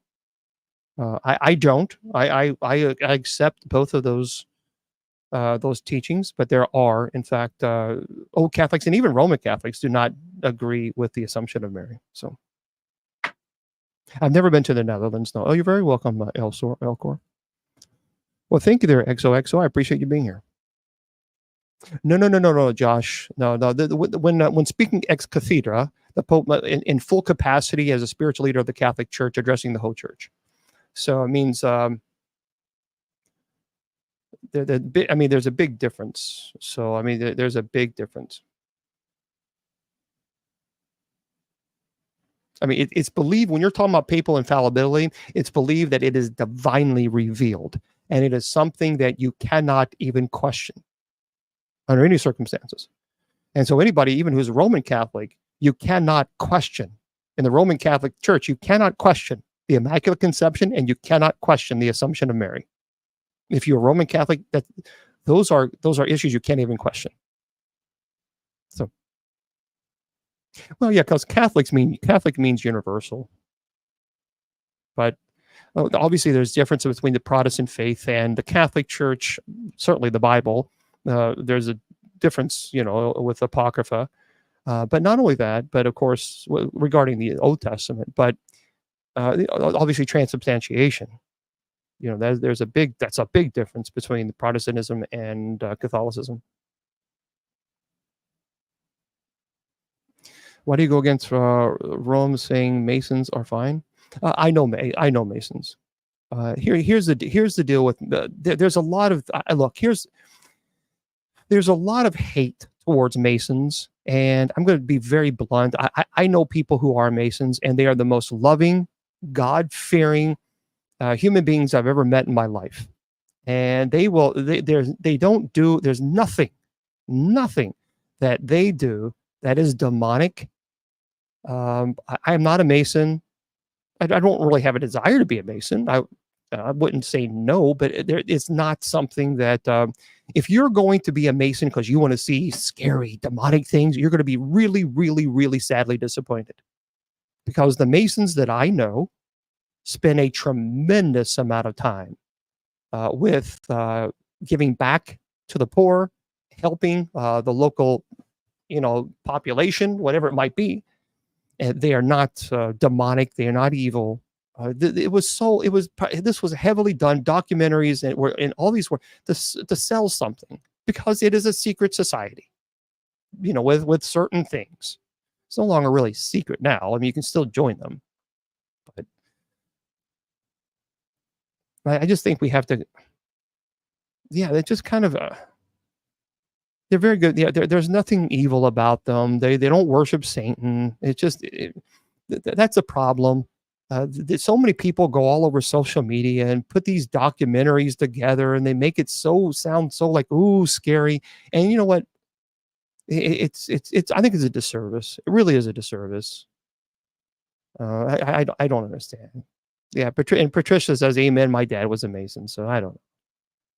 Well, there's a community. I mean, why join? Because there's a community. It's an organization where you gather together and you share a common bond with you think of other people and you do communal help. So I just don't think it's a bad thing. I just don't. People I get a little bit too much. Yeah, I don't know. Okay. Some people get too extreme.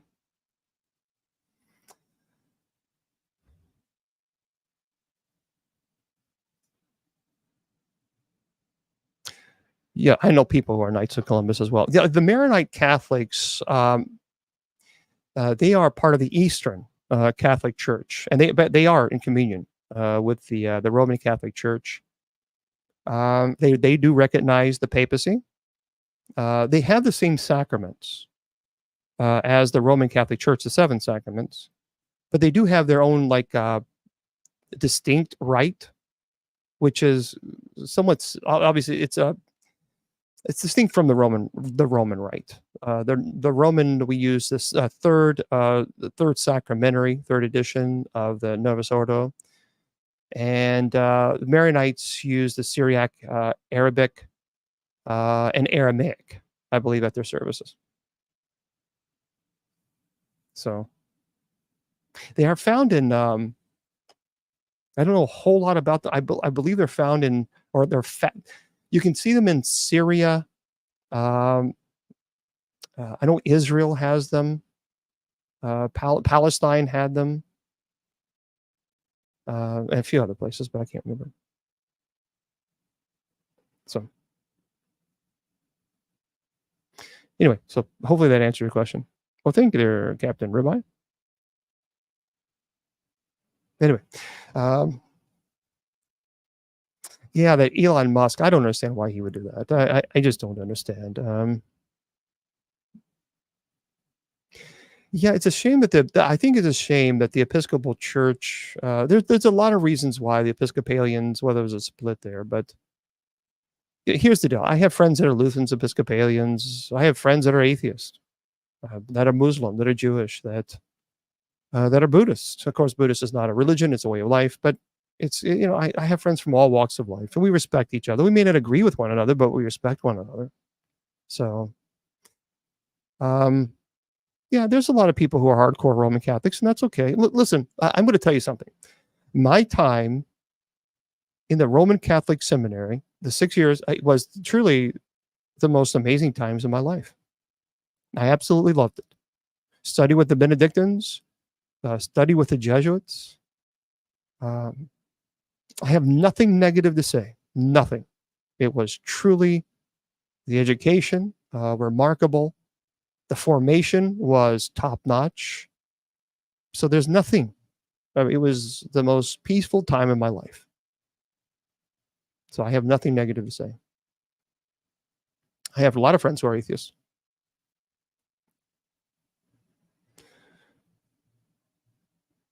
That's the thing. You know what I miss?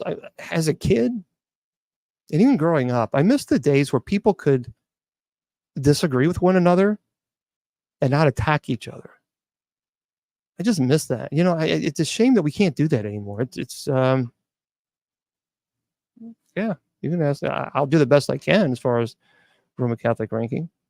But it's a shame because the thing is I love meeting people who have different perspectives than me. To me, I think there's nothing. I'm not threatened by that. You know, there's so many people that are so threatened. Absolute paranormal. Yeah, a couple. Is it not bad to agree with everything in the Bible? Well, certainly, but I mean, you know, like what? I would, if you don't agree with certain things in the Bible, then I would ask a question like, why? You know, what is it that you don't agree with? And then perhaps maybe, maybe someone perhaps didn't explain it in a way that makes sense, you know? Well, thank you there, Josh. I appreciate that. But I do miss that. I do miss the day where we could just have a conversation without attacking somebody who thinks differently, who prays differently, or who doesn't pray at all. I just dresses differently. It's just, I don't know. It's a shame. It is a shame. We have to attack. Thank you, Mary. It's like, you don't believe in what I believe, so therefore I'm going to attack you. I don't do that. Yeah. Honestly, though, Gene says, when were humans ever friendly to one another? Let me tell you something. Honest to God, when I was growing up, this hate, I don't understand. I didn't grow up with this type of hate. So this to me is really strange. I don't understand this type of hate. It doesn't make sense to me.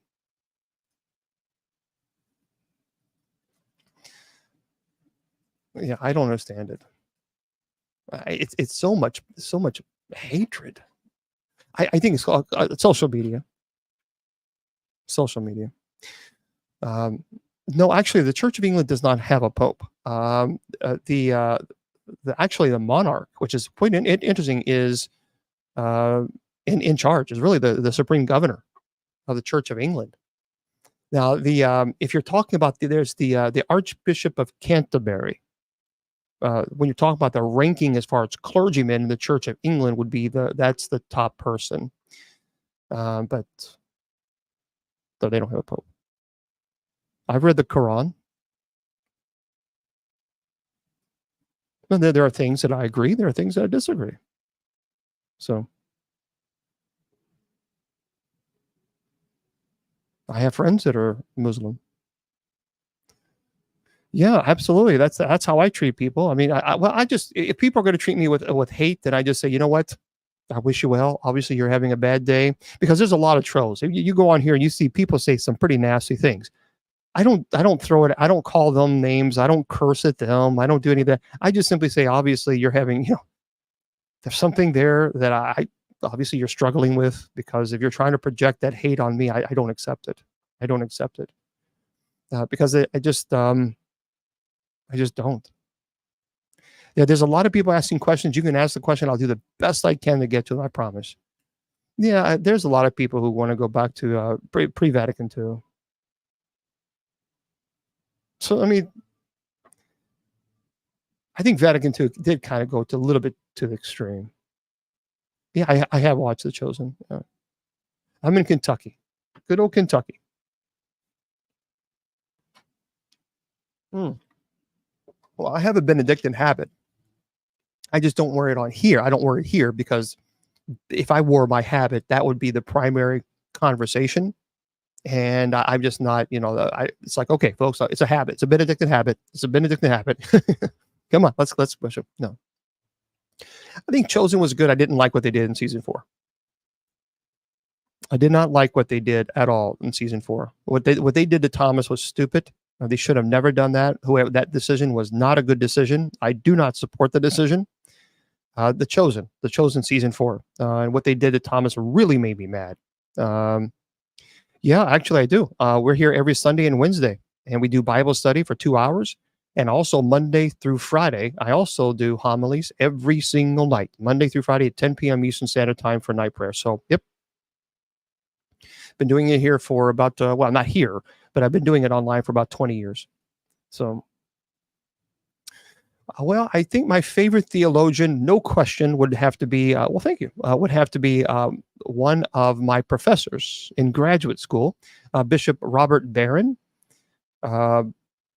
He brilliant theologian, brilliant philosopher. I mean, he's a walking encyclopedia on, I mean, brilliant. So Bishop Robert Barron was one of my instructors in grad school. And also, of course, I truly love Thomas Aquinas. Of course. Yeah, Summa Theologica. I mean, that absolutely. You have to, I mean, that's top notch. I don't know about trapped. I don't like that word trapped. I think they choose to remain for a variety of reasons. So, who was it that's funding in your church? Well, we don't really focus on finances because we don't push that because I don't get paid. See, if I got paid a salary, then we would have to push. We would have to push. You know, give us. Because we have to obviously get the salary from somewhere. So we don't do that. So our clergy receive no compensation. We receive no funding. We don't receive a paycheck. So, I would love to, Russell. I would love to go to other churches to preach. I would absolutely Shabbat Shalom as well. I would absolutely love to do that. Yeah, heck yeah. That would be fascinating. I've always wanted to do that. Yeah. I don't. Unfortunately, I don't. You know, I don't get asked that. I would love to. Yep. So I'm all about it. Okay.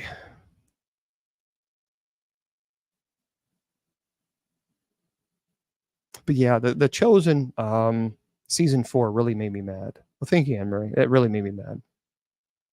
They are, Todd, and Episcopalians priests. They get paid pretty decently, and they should. You know. Sure. Yeah, I would go to Netherlands. I don't. I don't have. You know, that would be pretty expensive. No authority from God. Who doesn't have authority from God? Chuck Norris. Although Chuck Norris is pretty phenomenal, I do like Chuck Norris. No, I don't think. I think I know some evangelical preachers, and I do know some of them. And they are good people. I don't believe in the simulation thing. I don't believe in. I don't believe that we're living in a simulation. No, I just don't. I don't. Nope. I have not done any ghost adventures since. What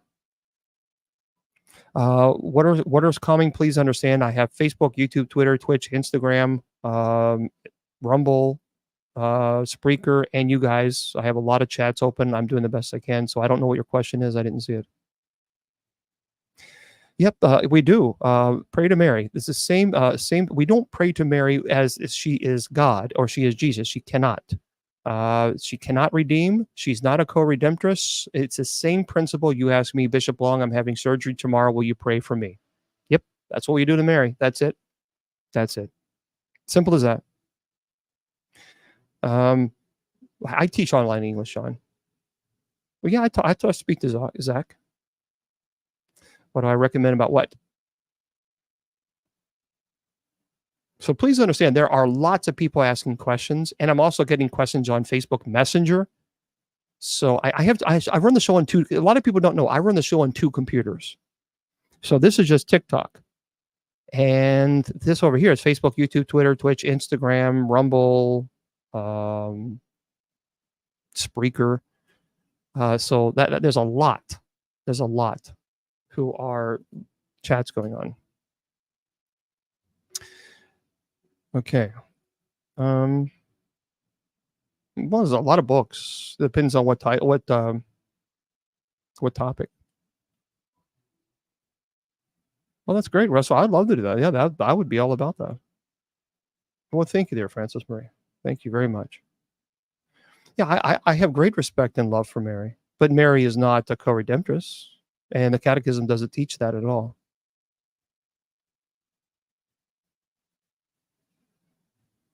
Fine, yeah. Well, all free birds, send me a message on Facebook. Recommended getting it more involved. We should, yeah, in your home parish, you should. Well, here's the deal, guys. For those of you who are brand new, we have Bible study. We have Bible study every single Sunday and Wednesday. Every single Sunday and Wednesday. I do not like prosperity gospel, John. I think that's heretical. So every Sunday and Wednesday at 8 p.m. Eastern Standard Time, we have Bible study right here. And so we'll be doing that tomorrow. Because here's why it's heretical. Prosperity gospel says that your blessings from God is contingent upon how much money you give a ministry. That is absolutely is not biblical. It is heretical. You can't buy God's blessings. That's simony. You can't buy God's blessings. God's blessings are free. You can't buy them. So God is not going to say to you, well, you didn't give this. I've heard pastors tell people not pay their rent or mortgage and to send their rent or mortgage check to them instead, and God will bless them 3 times magical with this money that's going to pop in their bank account, and then they do it, and guess what happens? They get evicted. And the only people that are smiling are the people who are receiving the rent or the check for having a home and having it's absurd. It is absurd. So this whole idea that you're going to get extra blessings from God because you give a clergy member money, that's a lie. That is a lie. You cannot pay for God's blessings. God's blessings are free. That in my opinion, that is a scam. That's my opinion. Now, there's nothing wrong with tithing. If you have a ministry you want to give, you should, but no minister should ever make you feel guilty. No minister should ever tell you, instead of paying your rent or your mortgage, give us the money and God will give that money to you in 3. Don't ever listen to somebody like that. Never. Never. Thank you, Paranormal. That is irresponsible. It is heretical. And I find it disgusting. Yeah, you can ask for a prayer. No, we don't have cardinals in the Old Catholic Church.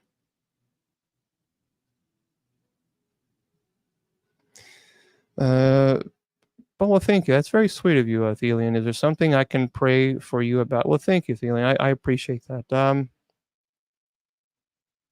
I appreciate that. It's very kind of you. Just keep me in your thoughts and prayers. I'll certainly keep you in mind. It's Facebook is the best way. All Free Bird. Facebook is the best way. Go to bishopjameslong.com and then scroll down. You will see social media links, and just click on Facebook. You'll see Facebook. Not one time, by the way. I've been here since 8:00. Not one time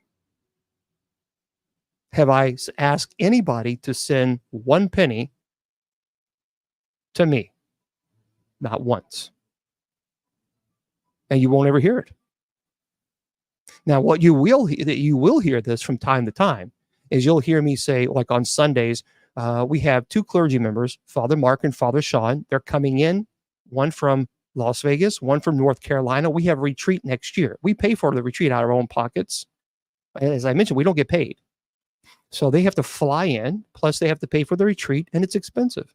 So I have been asking, go to our website, and if you can do any type of donation to them, they would appreciate it.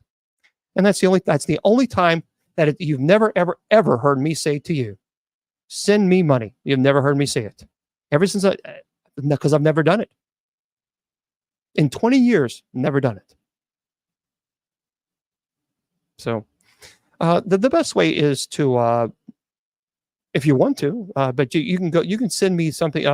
If you have anything that you want to send, you can go to the P.O. Box, bishopjameslong.com. Well, thank you. To bishopjameslong.com and send me in the P.O. Box.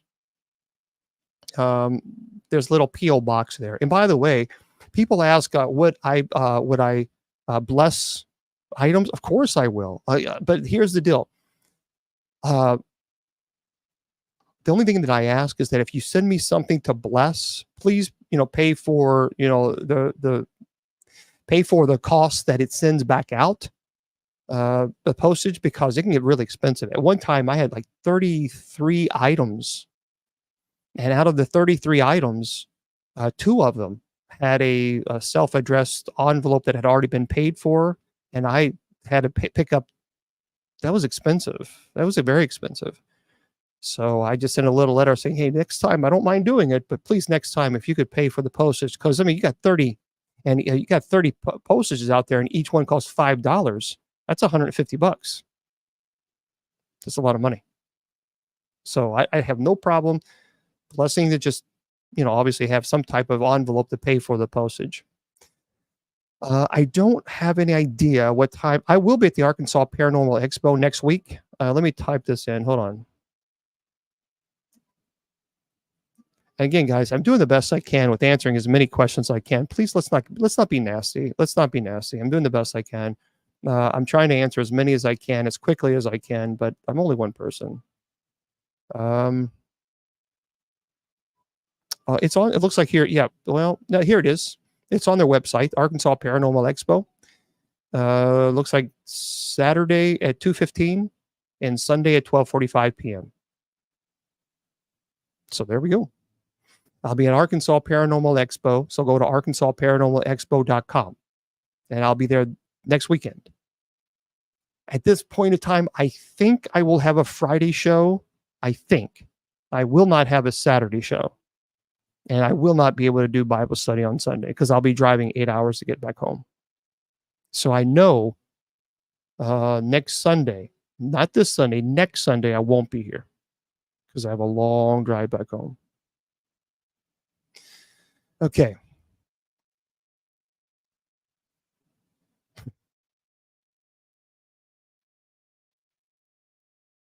Oh, wonderful. Yeah. Yeah, Alfred. But keep in mind, let me just say this, because I think it's important that people understand.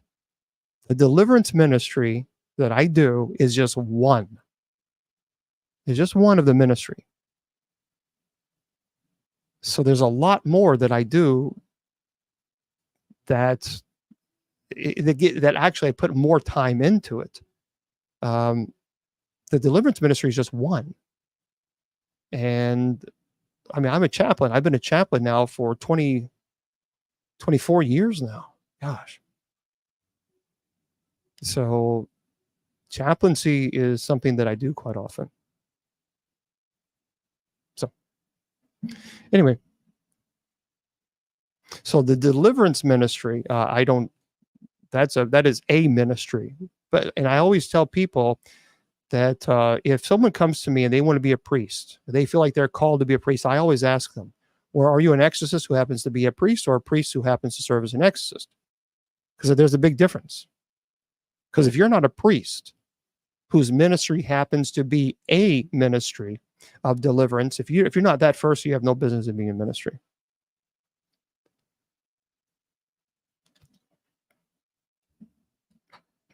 Okay.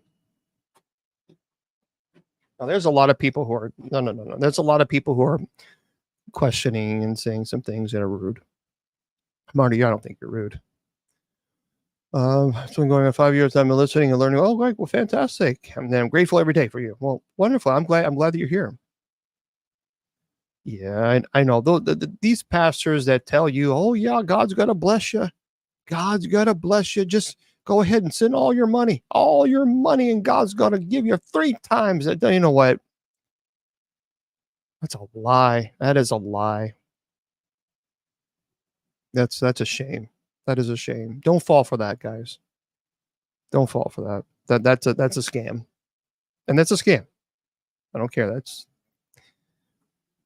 I don't like that. I don't like that. I'll never associate with anybody who does that. Never. That's why I've never ever charged for an exorcism. Never have. Never will. I've never charged for a home blessing. So, I mean, that's not easy. It's not easy to do.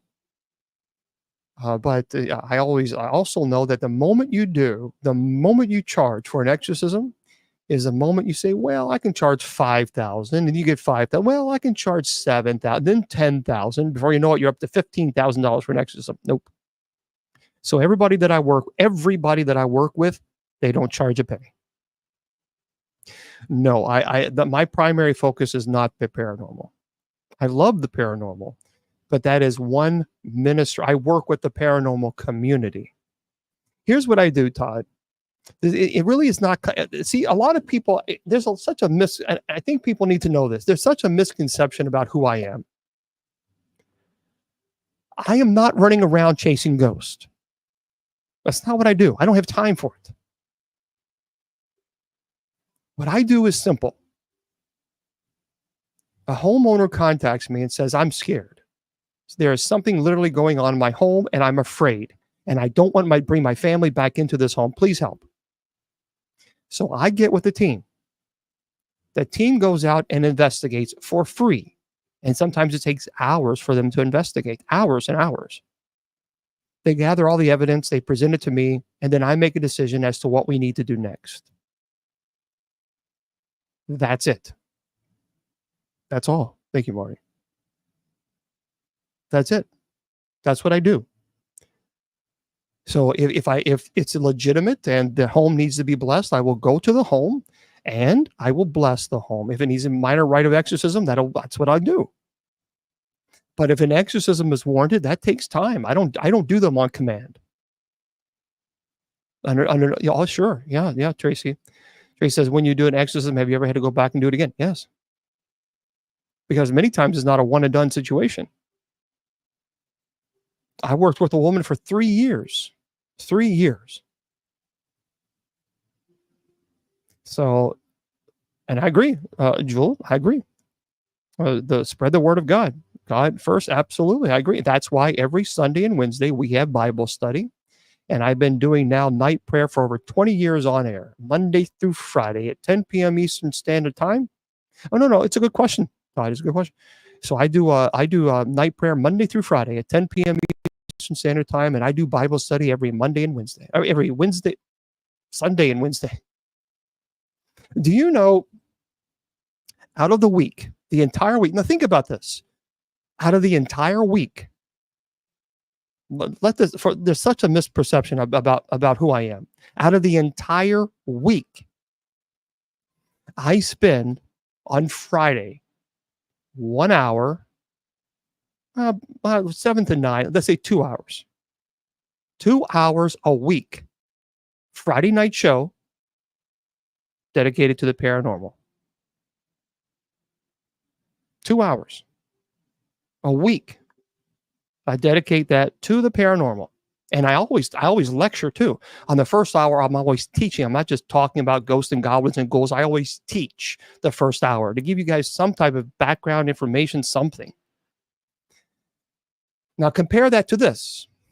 Every Sunday and Wednesday, every Sunday, sometimes I go to 3 hours, depending. But most of the time it's 2 hours on Sunday for Bible study. And it's an hour and a half on Wednesday. Now, that's 3.5 hours. On top of that, every Monday through Friday, we have night prayer. And that's a half hour long. So you add all that up and compare it to 2 hours. I dedicate 2 hours a week to the paranormal. The rest of the time, it's theology. So I don't understand the confusion. I just don't get it. So, Tracy, you have to remember, sometimes the person is delivered in God's time, not yours. So sometimes it takes multiple exorcisms. Remember, Annalise McKell underwent 8 months. Emily Rose. And so it's not a one and done situation for many, many times. It's just not. And so it's not something that sometimes it just one exorcism will help. Praise God for that. Thank you, Marty. But sometimes it's not. Remember, I worked for 3 years with a woman, 3 years. So it's not something that people have this perception. Thank you, Rock Angel. They see a movie and it's over in 2 hours and life is good. Well, that's nice for a movie. But sometimes it doesn't work that way. But thank you guys. Appreciate that. So that's the thing. So that's, and tonight, really technically, I teach a lot of theology on open mic night, as most of the time that I've talked has been about God and theology and Christ and the Bible. I've answered maybe one or two questions about the paranormal. The rest have all been theology. So no, I don't have the store up. It was just becoming a real nightmare. It was too stressful. I have not, Thelion.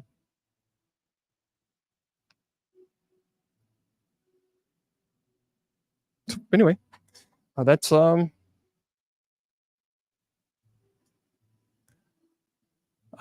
heard of the name. I don't know why I've heard of the name. The name sounds familiar. Let's see the name. Oh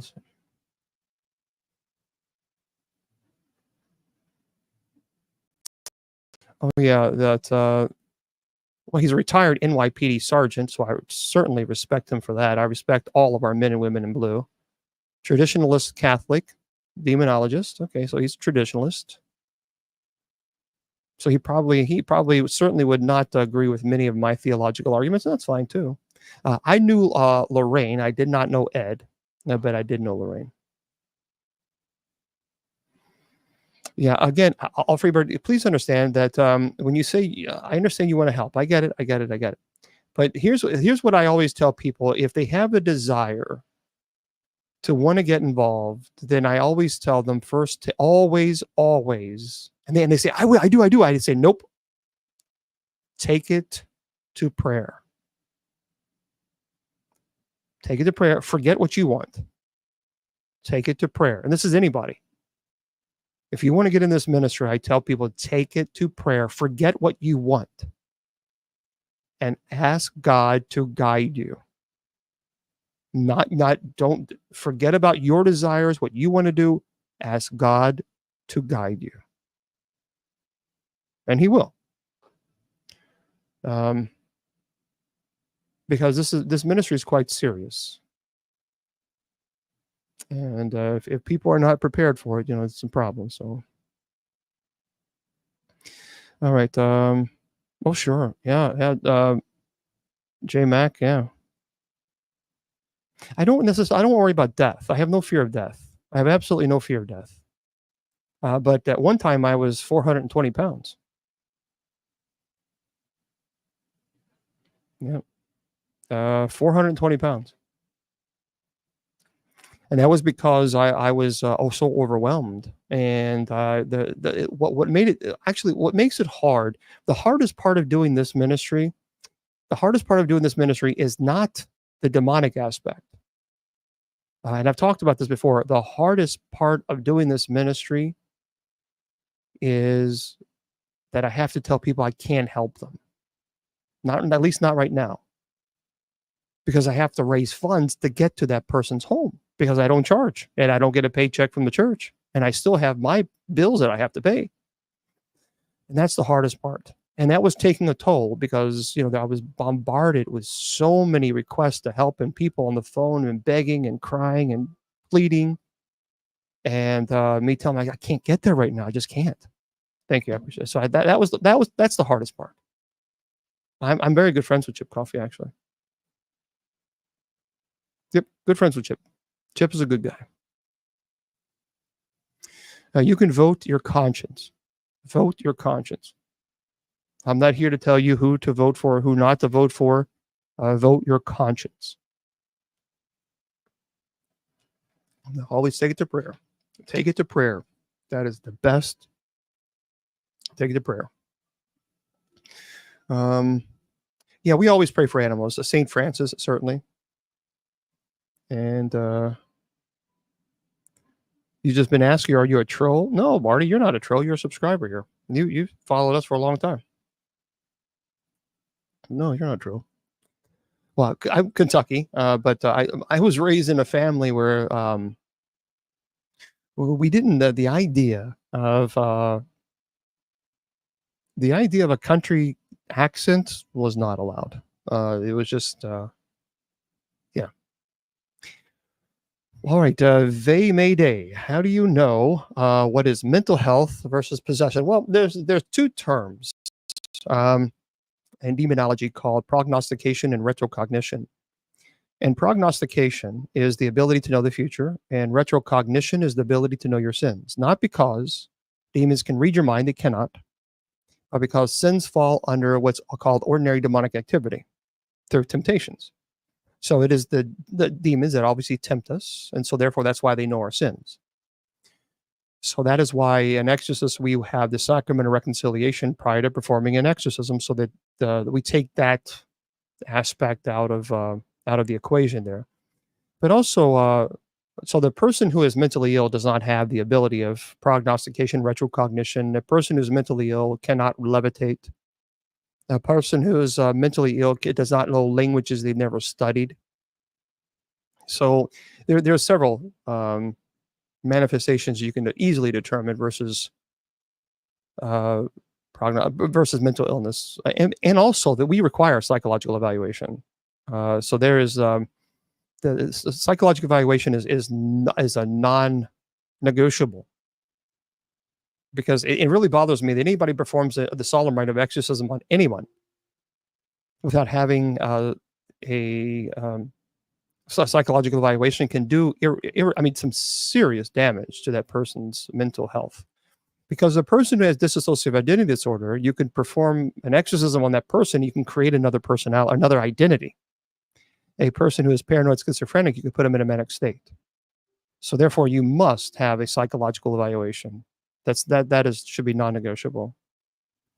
And the difference between as far as a possession and oppression, well, they say there's three stages that lead to possession: infestation, oppression, possession. There's another stage that goes with oppression, and that's called obsession.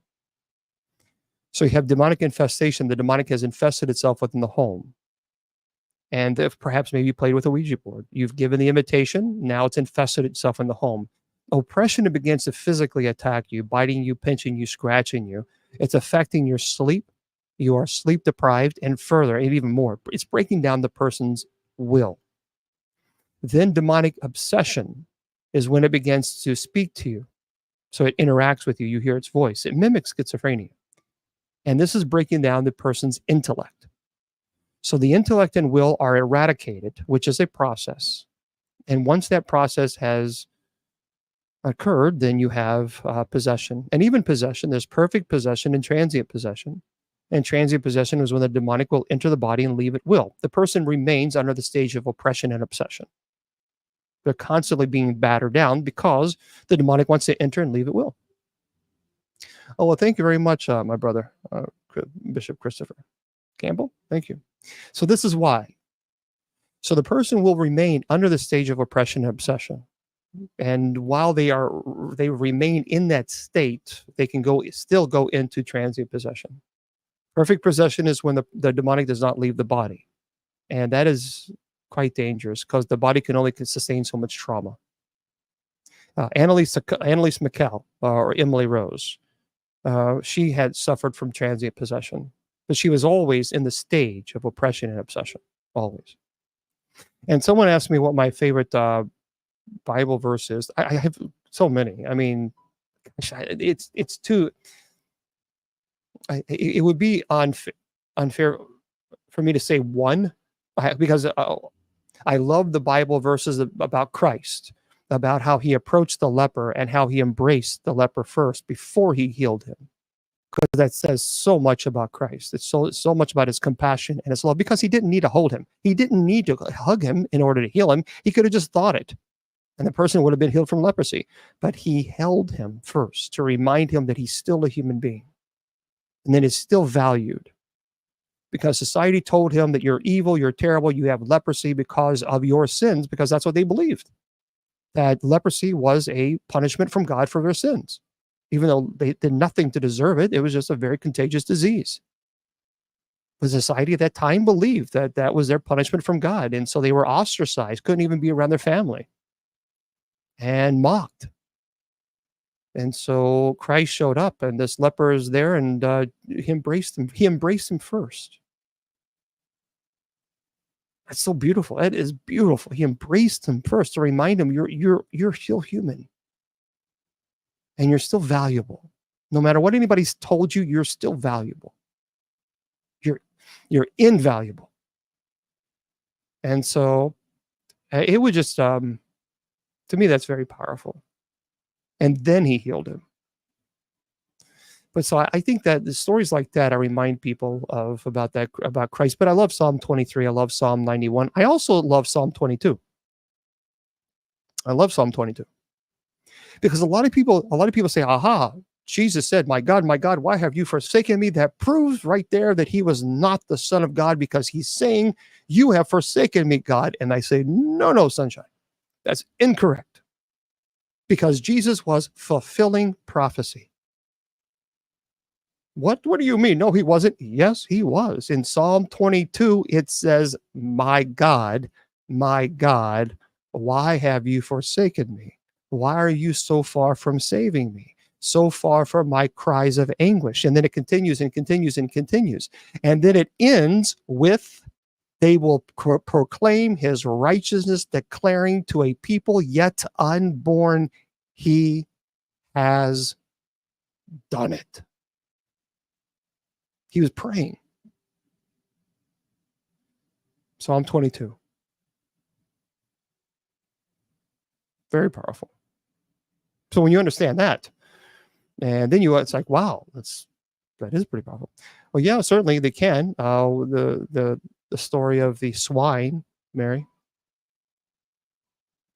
because it's interesting that Jesus, because they knew that Jesus had come, and the swine said, and the demon said, "Please just throw us in swine instead of throwing us into the pit," because they knew that the Messiah. It's interesting. What's very powerful about Scripture is never once in Scripture did the devil or demons ever question Jesus as being the Messiah. Never once. Because they knew who he was. So the swine and the pig were there, and the man was possessed, and Jesus showed up, and they knew that he was the Messiah. And they knew that the judgment is now here. So instead, they say, "Throw us into the swine." Well, that means basically, pigs were unclean, filthy animals, considered filthy animals, and they would rather be thrown into swine than actually receiving the full judgment of the pit. So, but oh yeah, I love the reconciliation as well. Yeah, it's very powerful. But anyway, yeah, Psalm 22. Jesus is praying. Jesus is fulfilling prophecy. Yeah, there's a lot of people who say that the Bible is unreliable and all this other stuff, and that Jesus, people, they're constantly, yeah, I've heard that nonsense.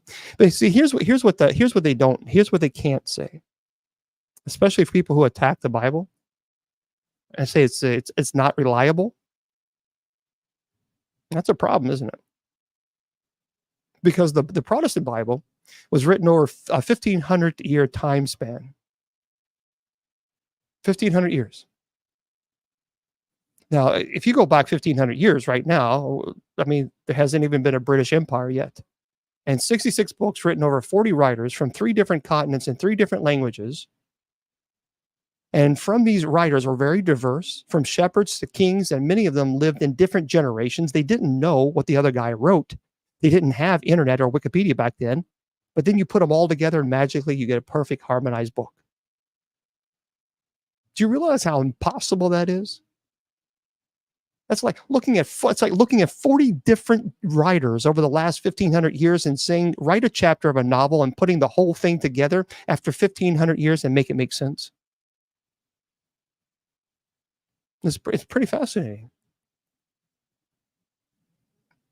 And for those people who don't say that the Bible is reliable, that Jesus is not, let me just explain this. I talked about this before. There was a gentleman named, his name is Dr. Peter Stoner. And Dr. Peter Stoner, he's a scientist. He is an expert in probability.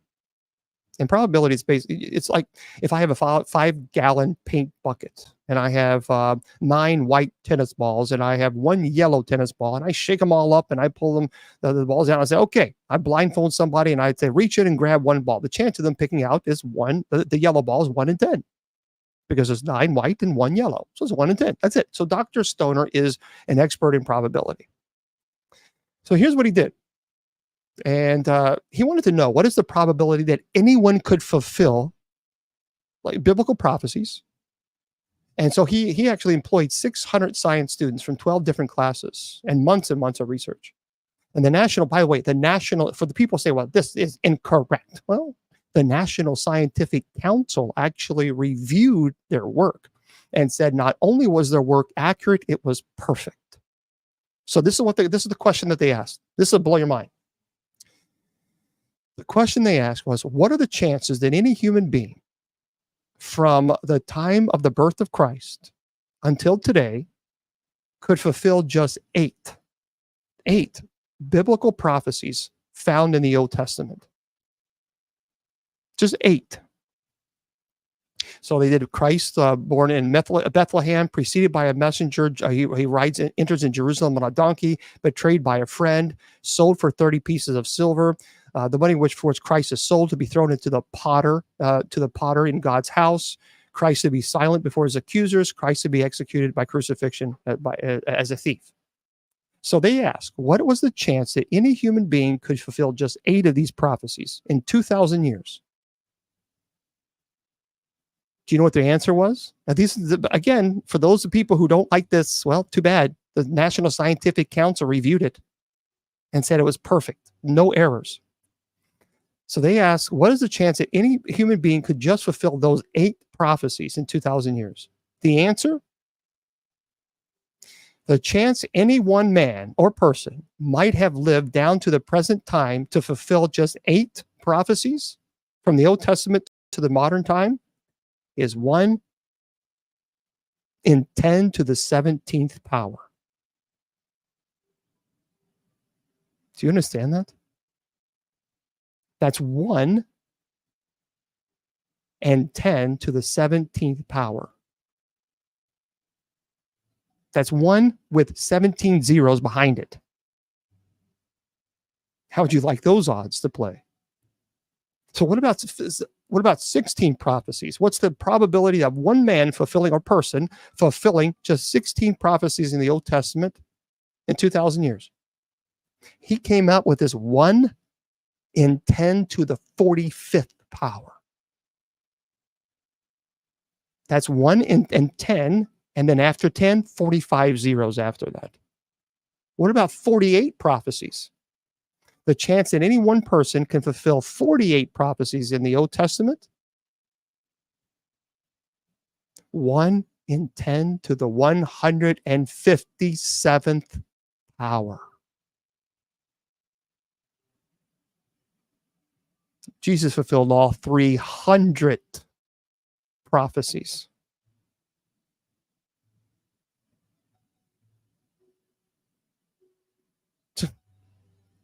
So people who get upset, I'm like, oh, okay, well, we have the facts. Well, that's Apocrypha. And so sometimes Protestant Bibles in the Old Testament will say with Apocrypha. Well, thank you there, Marty. Can you recommend a Bible that's easy to understand? Well, they have a new edition out there. I mean, the New Revised Standard Version is it's not difficult, I don't think. There's a New Revised Standard Version Catholic edition. So you might want to look that up. The Catholics and Protestant Bibles are different because The New Testament is the same. The Old Testament is different in that the Old Testament, the Catholic Bibles have with Apocrypha. Yeah, Apocrypha. So basically, what happened is the Jewish people obviously were in exile, and they were in exile for such a long time that Greek became the pretty much commonplace and common speaking. Matter of fact, they were in exile for so long that they just basically stopped writing and even reading in Hebrew. And so they decided, well, we need to write, the books of the Bible so we won't forget. So they put that in Greek. That's called the Septuagint. So the Septuagint is the Old Testament in Greek. And then when they went and they re-entered into the Promised Land, well, then they said, okay, we need, and they rebuilt the temple. They began speaking Hebrew again, and so many people did not acknowledge the Apocrypha or the Septuagint. However, Jesus does refer to several books of the Apocrypha, so certainly he would have known them, and he even referred to them a couple times. So Martin Luther didn't like. He said, no, we need to focus on the Hebrew Bible, the Old Testament, rather than the Greek, the Septuagint. So Martin Luther refused to accept the Apocrypha. The Apocrypha means hidden. It really wasn't hidden. It was in plain sight. They knew it. They knew it existed. But Martin Luther said, no, we're not going to accept the Septuagint version of the Old Testament. We're going to just accept only the Jewish or the Hebrew text, and that's why the Protestant Bible has 66 books, and there are more books in the Catholic Bible in the Old Testament. So there we go. That's that. Basically, it's a kind of like a Cliff Notes version of the Apocrypha. So anyway. And it's an interesting story. I mean, it's interesting history, and that's basically what happened.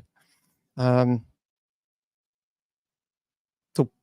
hopefully that helps. So sometimes in the Protestant Bibles, you will see where it says with Apocrypha, and with Apocrypha is it adds the extra the books that's in the Catholic Bible. So that's the difference between the Catholic Bible and the Protestant Bible. Okay. Apocrypha. I just yeah. It's Apocrypha.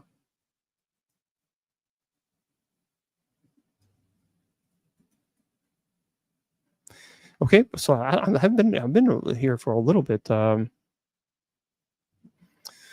Well, there are 7 books in the Apocrypha, and the 7 books are it's a Tobit, Judith, First and Second Maccabees, Wisdom of Solomon, Sirach, Ecclesiasticus, and Baruch.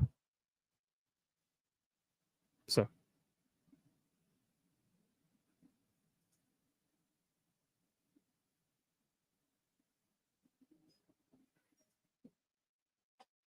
I mean that's the basic. But I mean you also have, of course, there's a few others. To be honest with you, I mean the other ones, if you want to read them, the Apocrypha books. Gosh, there's quite a few. There's beautiful. I mean, if you've not read it, you might want to read them.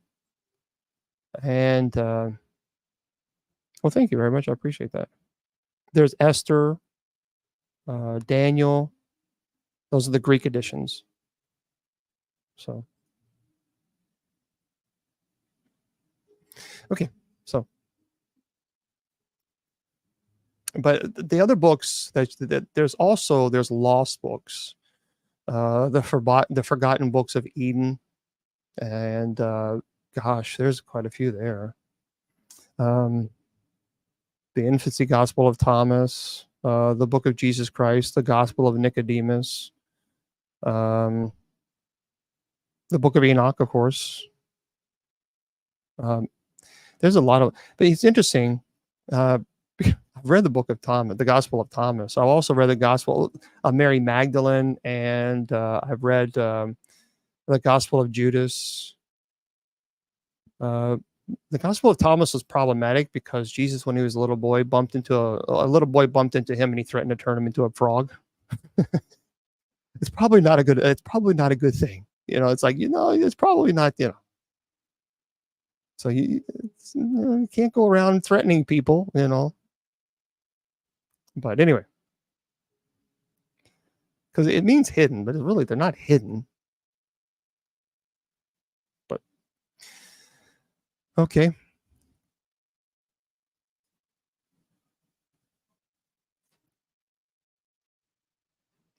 So any other thoughts before we wrap things up?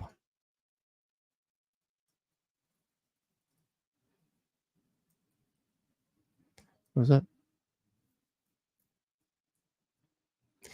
The firmament. A lot of people think that the firmament proves this. The argument, I've heard some people argue that the firmament is proof that the earth is flat.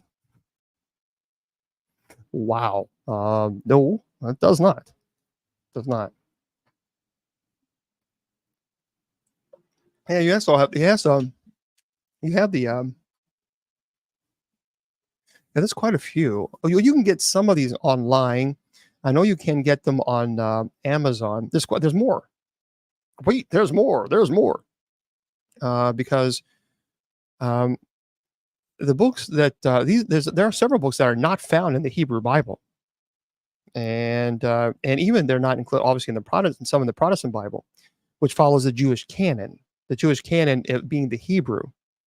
And so, however, some of them are included in the Septuagint, which is the Greek translation of the Jewish scripture, and the Vulgate, which is the Latin Bible that's used by the Catholic Church. But when I say Apocrypha, it's a collection of ancient text, and there are some included in some Bibles and some are not. So, like in Christian tradition, particularly in the Catholic and Eastern Orthodox churches, some of these texts are considered deuterocanonical, meaning that they are regarded as part of the Bible, but were added to the canon later than the Hebrew Bible text. So there's a lot of books that are commonly included in the Apocrypha, particularly in the context of the Greek Septuagint and the Latin Vulgate. So Tobit, Judith, additions to Esther, the Wisdom of Solomon, Sirach, Baruch, the Letter of Jeremiah. There's some also additions to Daniel, which is quite beautiful, actually. A prayer of Azariah and the Song of Three Holy Children and Susanna and Bel and the Dragon. First and Second Maccabees, First and Second Esdras. By the way, also the Second Esdras is also known as Four Esdras. It includes the Apocalypse of Ezra in some traditions. So it also has a prayer of Manasseh. So they're quite beautiful. You can look at them later. There's a lot. There's a lot there.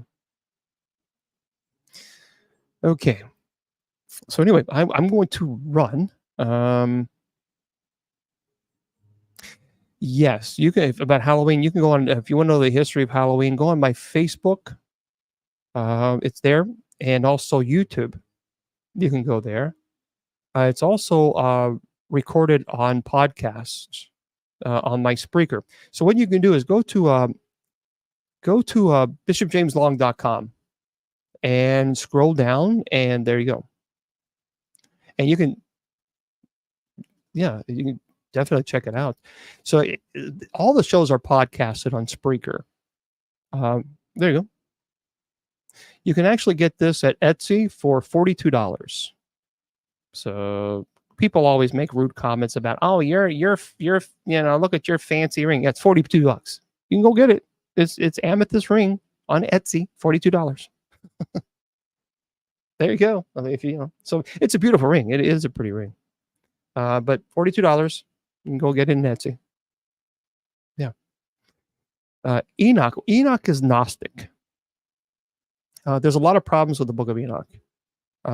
And so the Book of Enoch, it's also known as First Enoch. It's an ancient Jewish pseudographical text. It's ascribed to Enoch. He's the great-grandfather of Noah. but it's not considered part of the canonical Hebrew Bible.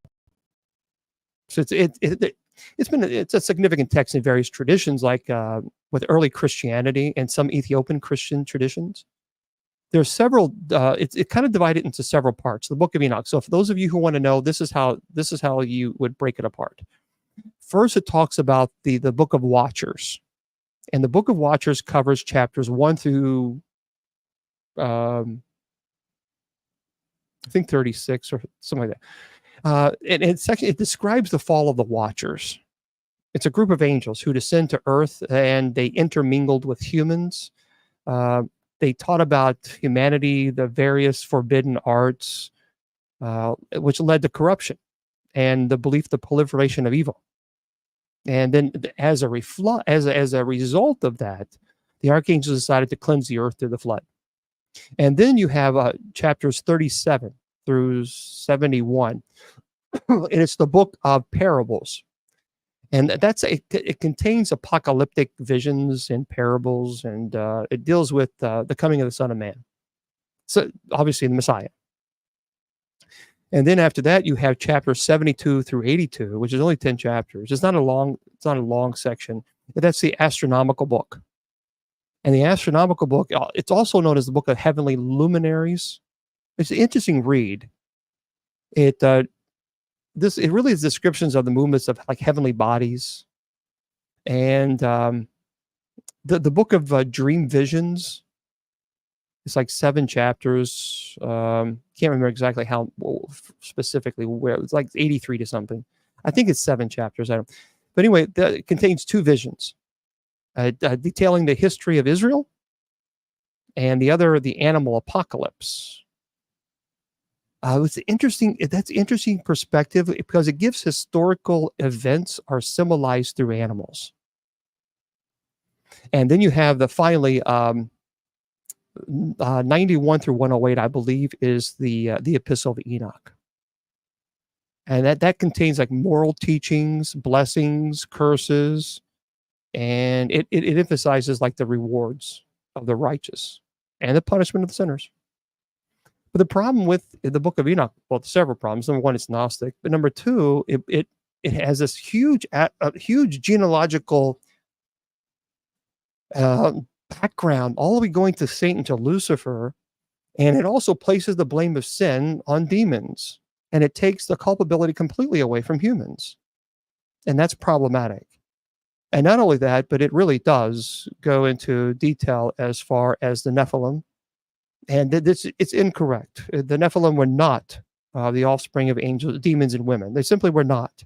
And we know this for a fact because Genesis chapter 6, verse 4 tells us that the Nephilim existed before and after the sons of God had relations with women. So therefore, they could not have been the offspring of demons and women because they were already there in existence. And actually, if you look at the Nephilim in Greek, it means fierce warriors. It has nothing to do with offspring of demons and women. And Jesus says in Matthew that angels neither procreate or marry. So, and even 1 Timothy chapter 4, verse 7, St. Paul says, do not argue over endless genealogies and the foolish myths of the Nephilim. Because this was in the 3rd and 2nd century BC, where this Nephilim belief really started. And so Paul even mentions it. It's just something that it's just incorrect. And now people are, of course, talking about it because it sells DVDs and movies and all this other stuff. So Mary Magdalene, it's interesting because the Gospel of Mary Magdalene, it's not very long, but the Mary Magdalene, she says that she was the chosen disciple and that she had special knowledge. It's Gnostic, because she had special knowledge that Jesus gave to her. And the Gospel of Judas, it says the same thing, that he was the chosen disciple. And they're both Gnostic. But regrettably, we don't have a massive text on either, which is a shame. The Gospel of Judas is quite weird. It's really strange in that it deals a lot with astrological issues. And it's just kind of just odd. Just odd. So I don't know. I don't know who's in heaven, who's in hell. I don't know. We do know clearly that Judas felt remorse. So someone's asking, do I think that Judas is in heaven or hell? Well, we know that he was remorseful. Well, how do you know that? Because he unalived himself. A person who does not feel remorseful wouldn't unalive themselves. So I don't know what that means in the long run as far as his eternal. I don't know. That's up to Christ. That's up to Christ to decide, not me. But he clearly was. He clearly was struggling there. Yeah, it's a shame that they made Mary Magdalene did have money. Yeah, she did, and it's a shame that the church did. It's a shame what they did to, you know. But anyway, so I don't know. Hopefully we'll know in the end. Yeah, Mary Magdalene was not a prostitute. That was incorrect. Nowhere in the Bible does it state that. Here's the issue with Mary Magdalene. This originated, and it was a shame because it should never have happened. But Pope Gregory the Great, in a sermon, and he gave in 591, and he believed that in Luke chapter 7 verse 36 through 50, it mentions an unnamed woman.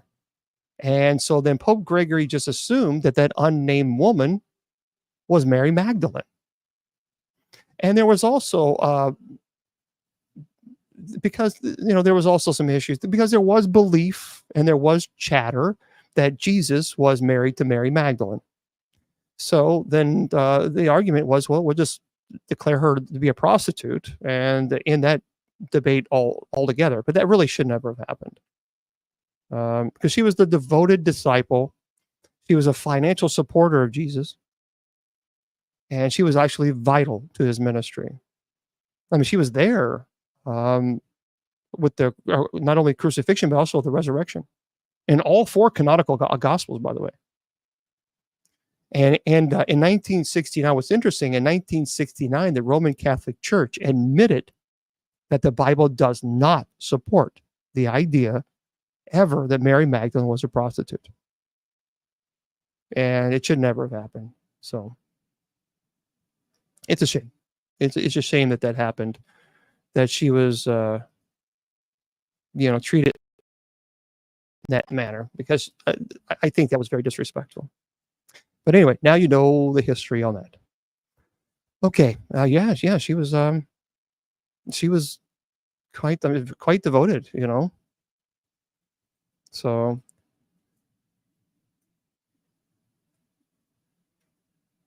anyway, well, Mary Magdalene, you're referring as far as possession.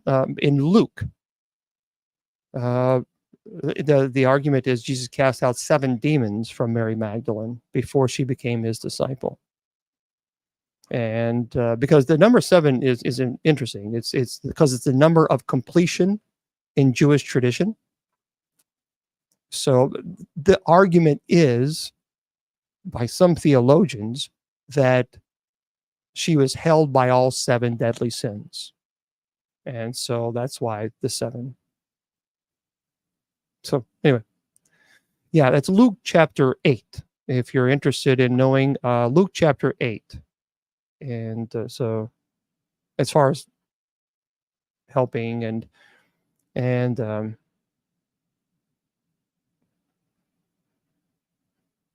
yeah, it's also in Mark. Yeah, Mark chapter 16. Yeah, that's an interesting. Mary Magdalene's an interesting character. Very interesting character. It's a shame we don't know as much It's a shame we don't know more about her. But because I think why did Judas betray Jesus? Because I believe Judas truly believe that you have to remember that they were always taught from cradle that the Messiah would overthrow the Roman Empire, that it would be a militant Messiah. So Jesus comes on board and starts talking about, I'm going to lay my life down, and no greater gift can you give. And Judas is probably, whoa, wait. This is not a part of the deal. So a lot of theologians believe, which I think makes sense, that Judas thought that by betraying Jesus, by speeding this up, and I think he was also greedy, but by speeding this up, this talk of love and laying one's life down, no, that's because that's what they were never taught. That they were taught you were going to overthrow the Roman Empire. So then Jesus says about love and peace and turning the other cheek. And so Judas, I think Judas thought, you know what, I'm going to put my idea of a Messiah up. We're going to speed this up. So betraying Jesus and then seeing what they did to him obviously had a profound impact on Judas, to the point that he was in such disarray that he threw the money back at them and he unalived. So that tells me there was extreme remorse. And what that means, we just simply don't know as far as, where he is. But I think he was a zealot. You have to remember that. Judas Iscariot was a zealot. And they like to stir the pot. They like to cause trouble. And so Judas definitely wanted the Messiah that he was always taught would come and fight, and he was ready to go to war. And I think by him thinking that betraying Jesus would speed up the process and realizing what he did, that's a problem.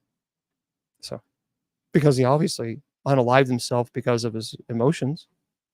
So he must have felt something towards Christ. All right, folks, I have got to go because I've got to get up at 6 a.m. tomorrow.